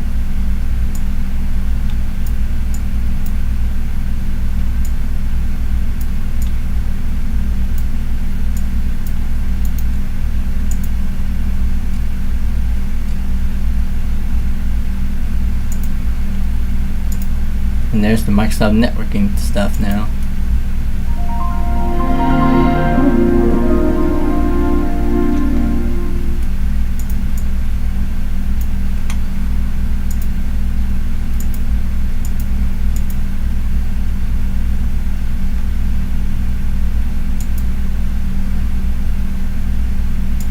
There we go. Differences between these types here.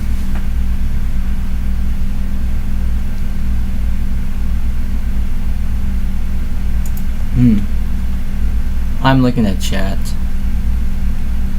I see you there.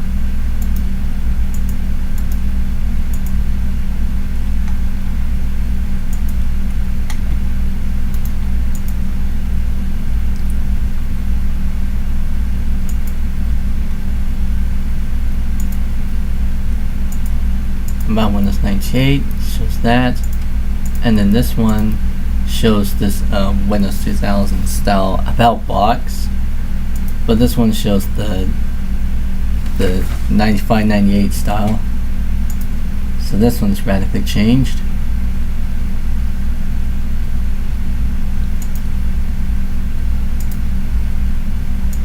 So it no longer shows this old style logo, and we replaced with this one.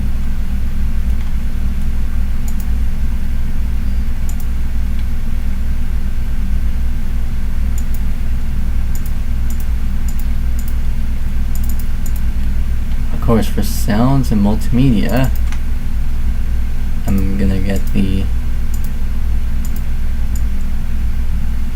log off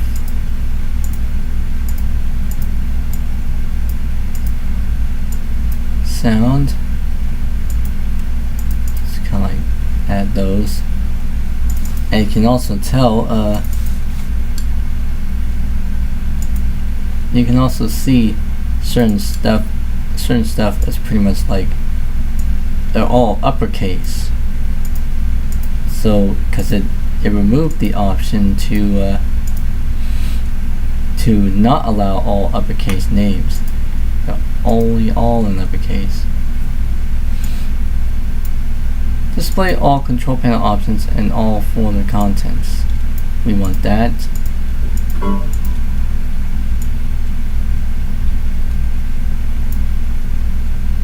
Full path in the address bar.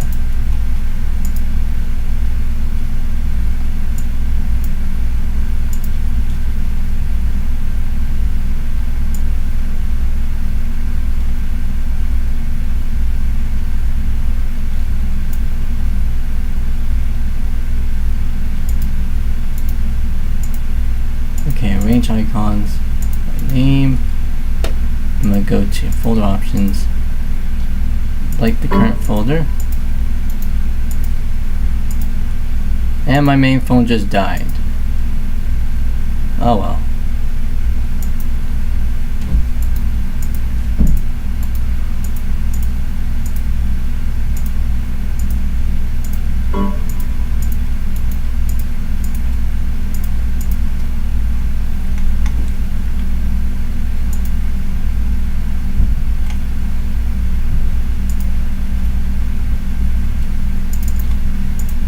As you can see, they're very similar to each other. This is some differences.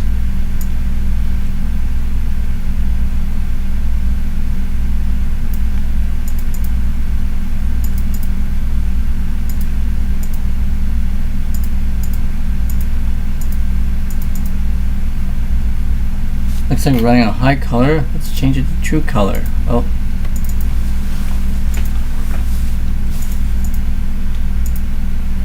Ask, apply. Wow.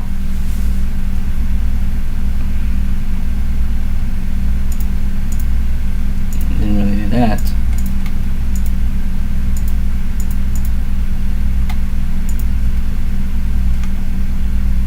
Now it's on true color mode.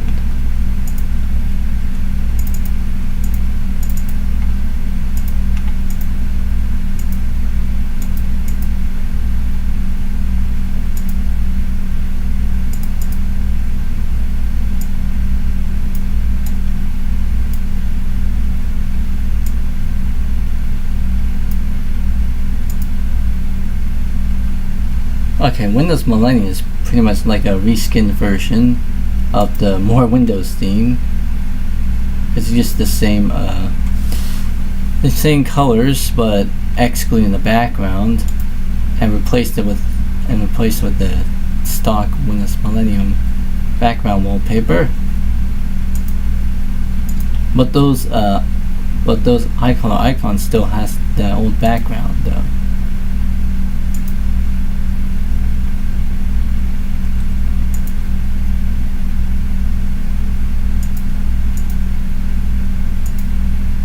Cancel.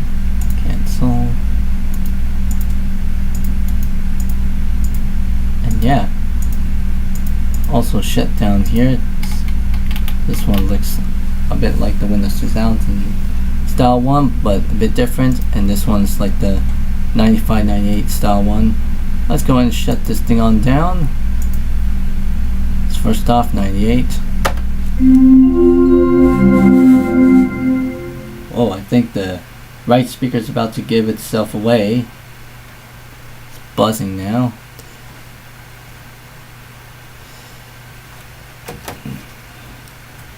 But, oh well. We saw the 98 shutdown screen. Now let's shut this one down.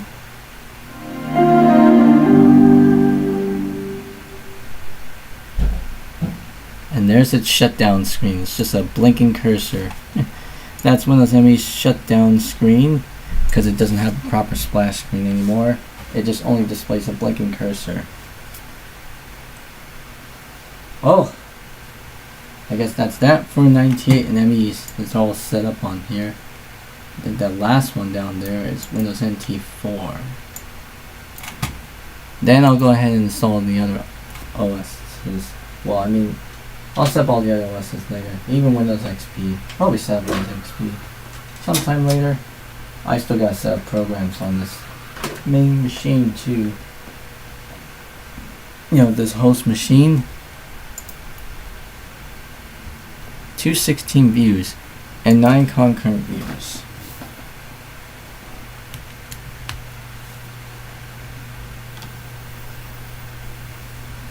Alright. Run this in full screen again.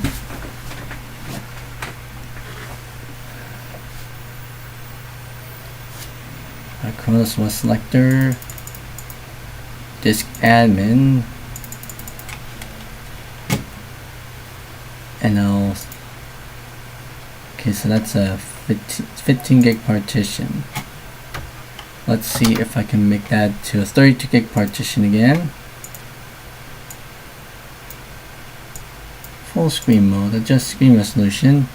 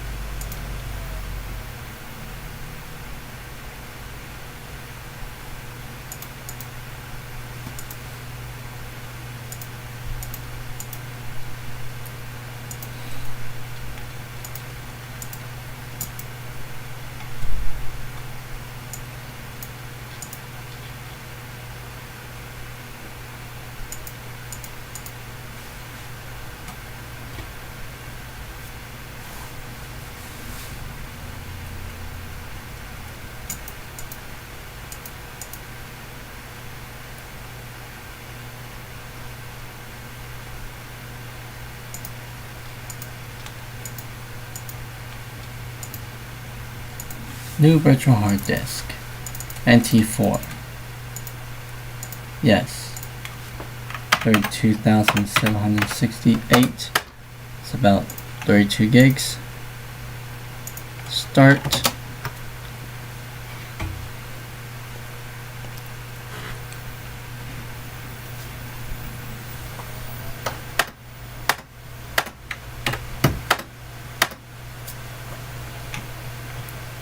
Disk admin.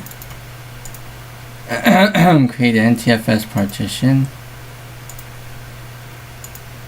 Commit all operations.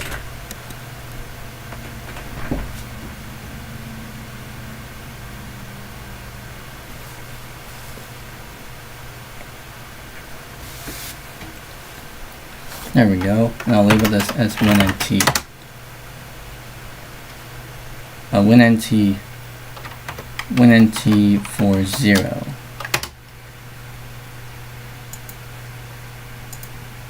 There we go.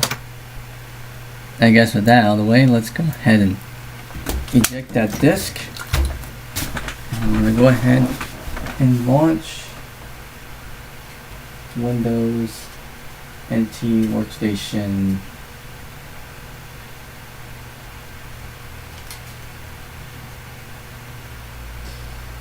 I have a bunch of OEM disks here, so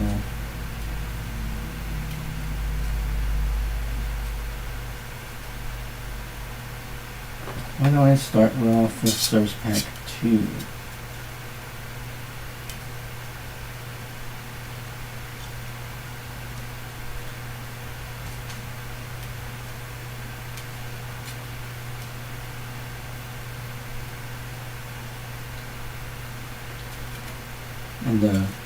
And the RTM one is the check debug variant, so that won't work.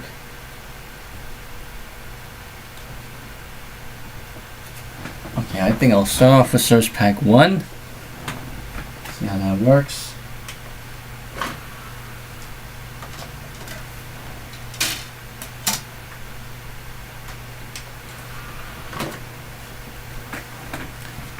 And I'll let it run here. And okay.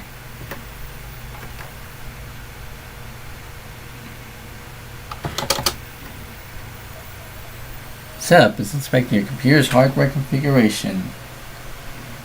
This screen. A bog standard Windows NT Windows NT setup. I also just noticed there's a space at the beginning there. That space is removed, obviously, beginning with Windows 2000.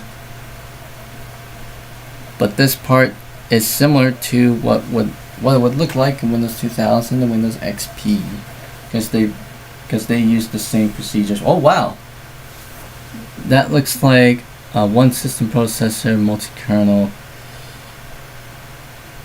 I mean, that's Service Pack 1, so.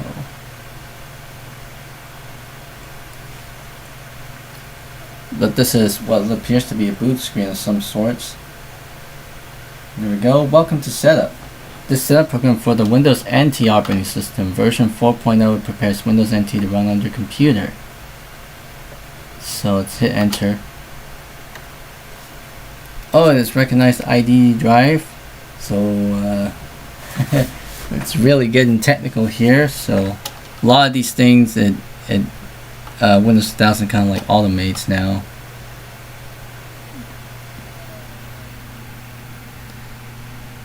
Yeah. And now the end user license screen, which we actually have to scroll all the way down so that way we can hit F8.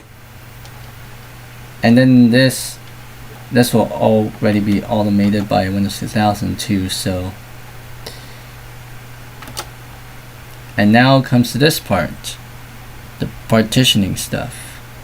Unformatted or damaged. What? Okay, that's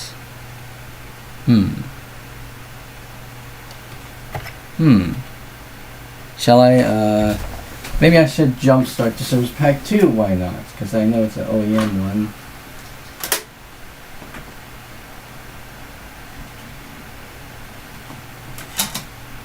Let's see if it can boot into that. Well, I know the OEM ones don't actually boot.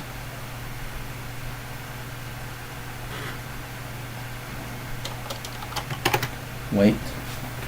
I think we actually do need to install Service Pack 1 first. Because yeah, the OEM disks are not bootable, but the Service Pack 1 Windows NT 4 disk is bootable. So yeah, I'll go ahead and insert the Service Pack 1 disk in there. Restart.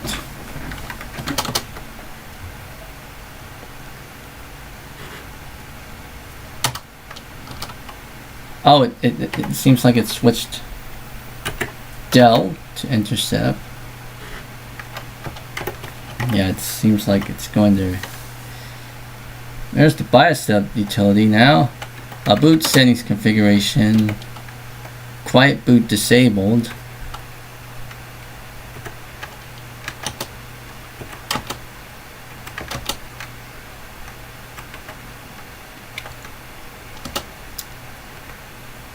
Okay, CD-ROM, hard drive.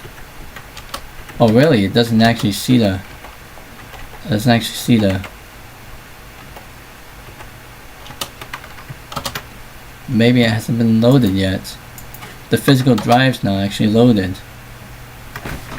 Wait a minute. Let me insert the Service Pack 2 disk again.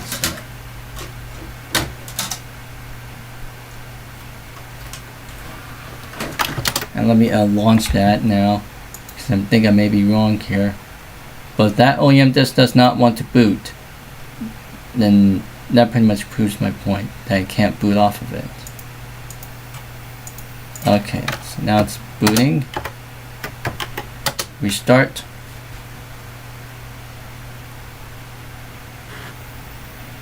Oh, it doesn't seem to want to boot, even though we have it already in there. Nope, it's not booting. So that proves my point. The OEM disks are not bootable. The Windows NT 4.0 disks are not bootable. The OEM one specifically. So I'm inserting the Windows NT 4.0 Source Pack 1 disk.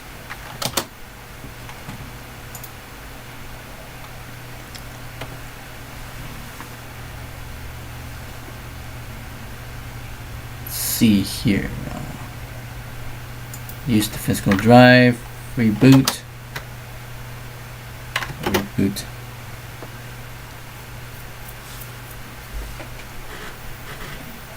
There we go. Now it's loading.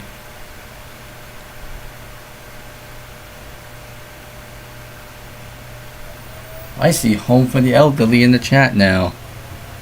No, it's just, I was just trying to figure out to see if I can get those OEM Windows NT 4.0 disks to boot. They aren't. So I'm using this Windows NT 4.0 Source Pack 1 disk that is bootable. And it seems like we're pretty much all set and ready to go now. Windows NT version 4.0 build 1381 now.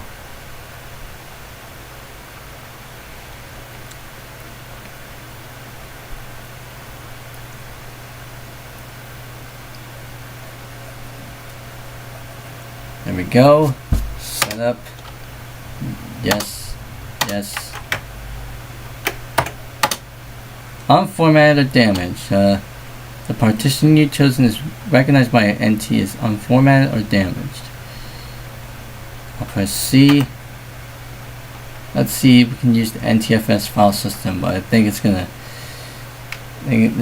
warn us that the partition size is too big. Yep, it's too large. So let's see. Let's press enter. Let's delete that partition. Press L. So and we'll create a partition. Well, 32,700 and well, wait, 857. 857 megabytes. It's capped out at that. 8057.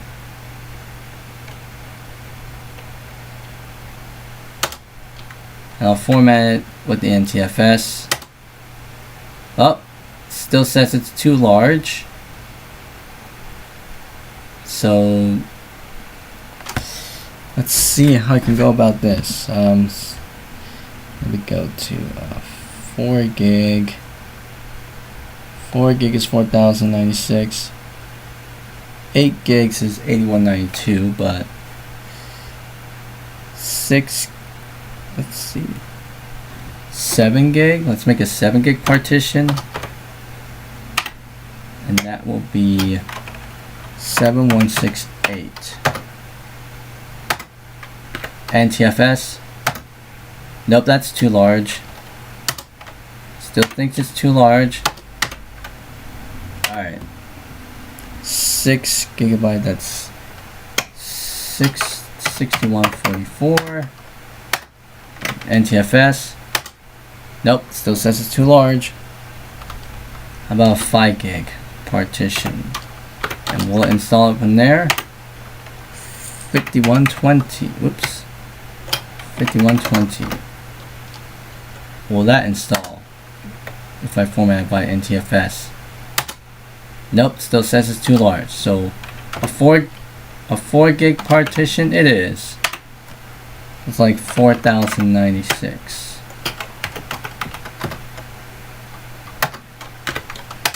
There we go. It's always capping out the 4 gigabyte partition. Okay, system alert. That's the first time I heard that. Your system what? Your system has exceeded its recommended maximum temperature. What the heck? That's a weird beep. Click the view details button for more information. That's the first time it warned me about that.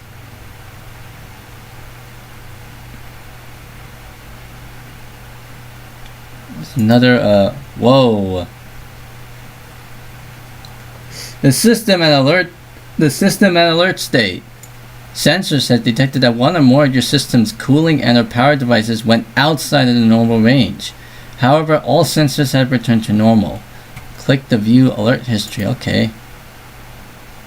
Whoa, let's see. This is all just right now. The system temperature, system zone 2 has exceeded its recommended maximum temperature. Okay. It's okay. System zone 2 is wow, okay. Let me save all this. I'll just close. While system zone 2 is sensor status alert. Click help for possible causes and recommendations. That system zone 2 it is 50 degrees Celsius, and that equates to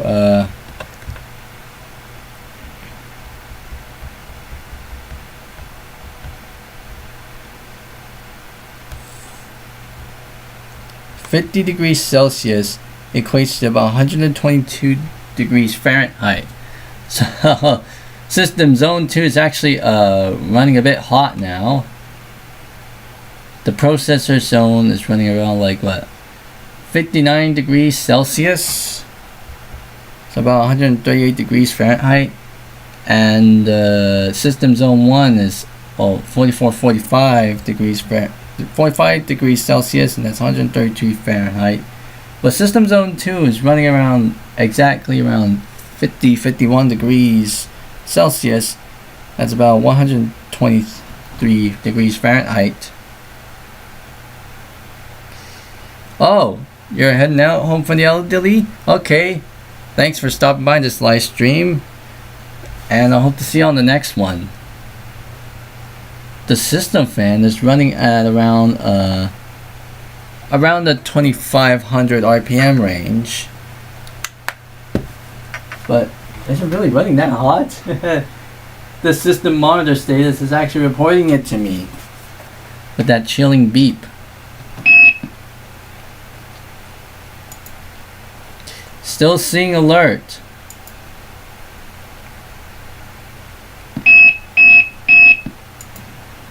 Let's see if I need help. System zone 2.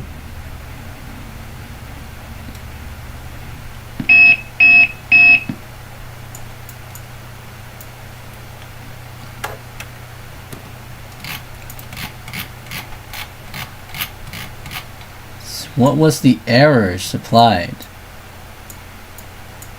System temperature alert?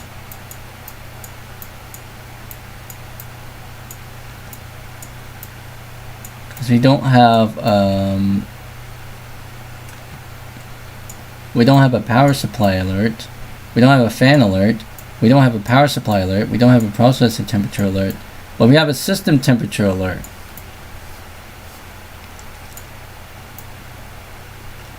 If you receive this message, then the temperature inside your systems. The temperature inside your system case is too hot. Really? I don't have any internal cooling fans in my case now. I need to get that settled. I need to get that sorted. Yeah, it's running a bit warm. It's running a bit warm in here.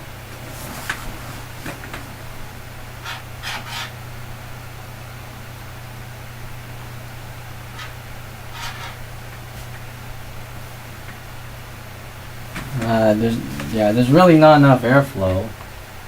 I think I may need to install a fan in here soon. Case fan it is soon. Because now it's detecting, hey, it's becoming a bit too hot. System zone 2. I wonder where's the system zone 2? I don't have any system fans, so there's no system fans here. There's only a processor fan. So yeah, it seems I'm gonna have to scrounge up a system fan, a case fan now, just to kind of like help cool down the system, I guess.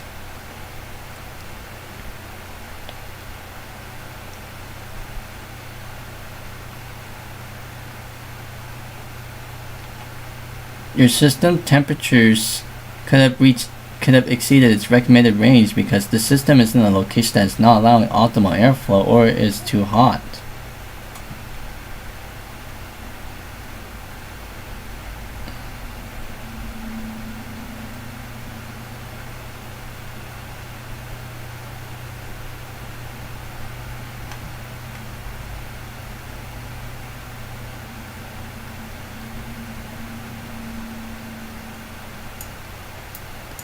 Well, Intel Active Monitor is working its way now. How many degrees is it out now?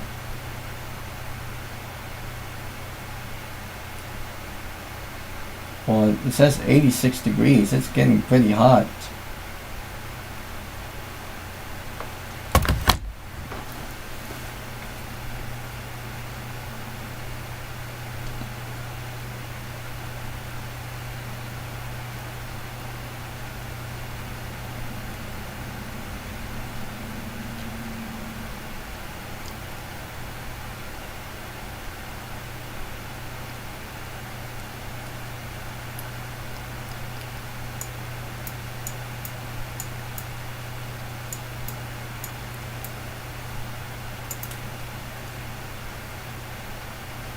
It is still beeping at me at this point. Where's System Zone 1 and where's System Zone 2? But the power is still, the power is doing fine. System.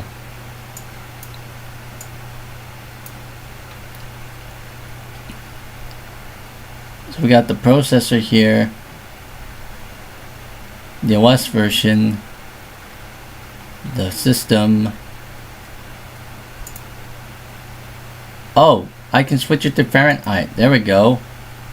140 degrees Fahrenheit, 115 degrees Fahrenheit, 126, 127 degrees Fahrenheit. And the normal operating temperature is within this range. So System Zone 2 is in the red zone.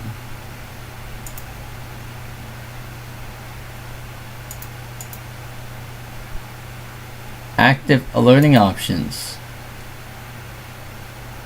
Well, we got audio alerts. That's what's making that beep.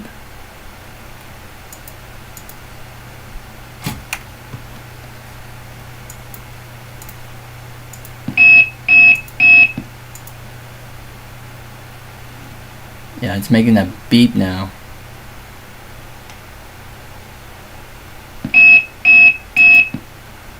Gonna turn that thing off.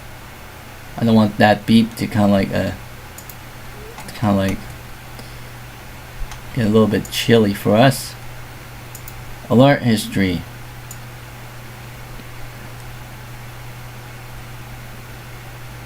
Look at that. I think it's still this. the system temperature has exceeded its recommended maximum temperature. But will it return to its maximum temperature? I was running this and then that popped up.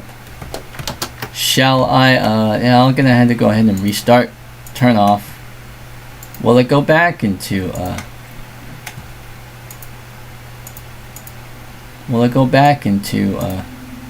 well, it is still running fairly hot. In fact, let's go to, I think I pretty much pushed this thing almost to its limit. Alright, I got a call here.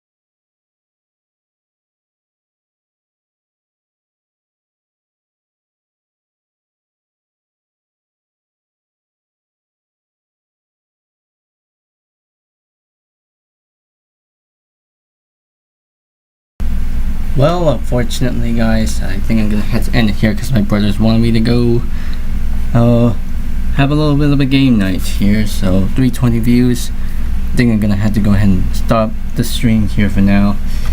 I'm also gonna put the little computer to rest too, so because it was getting fairly hot. So yeah, I think this is the point where I'm going to be ending the stream. So yep, I'd like to thank you all guys for watching this, when you're watching this or not, and I hope to see y'all in the next one.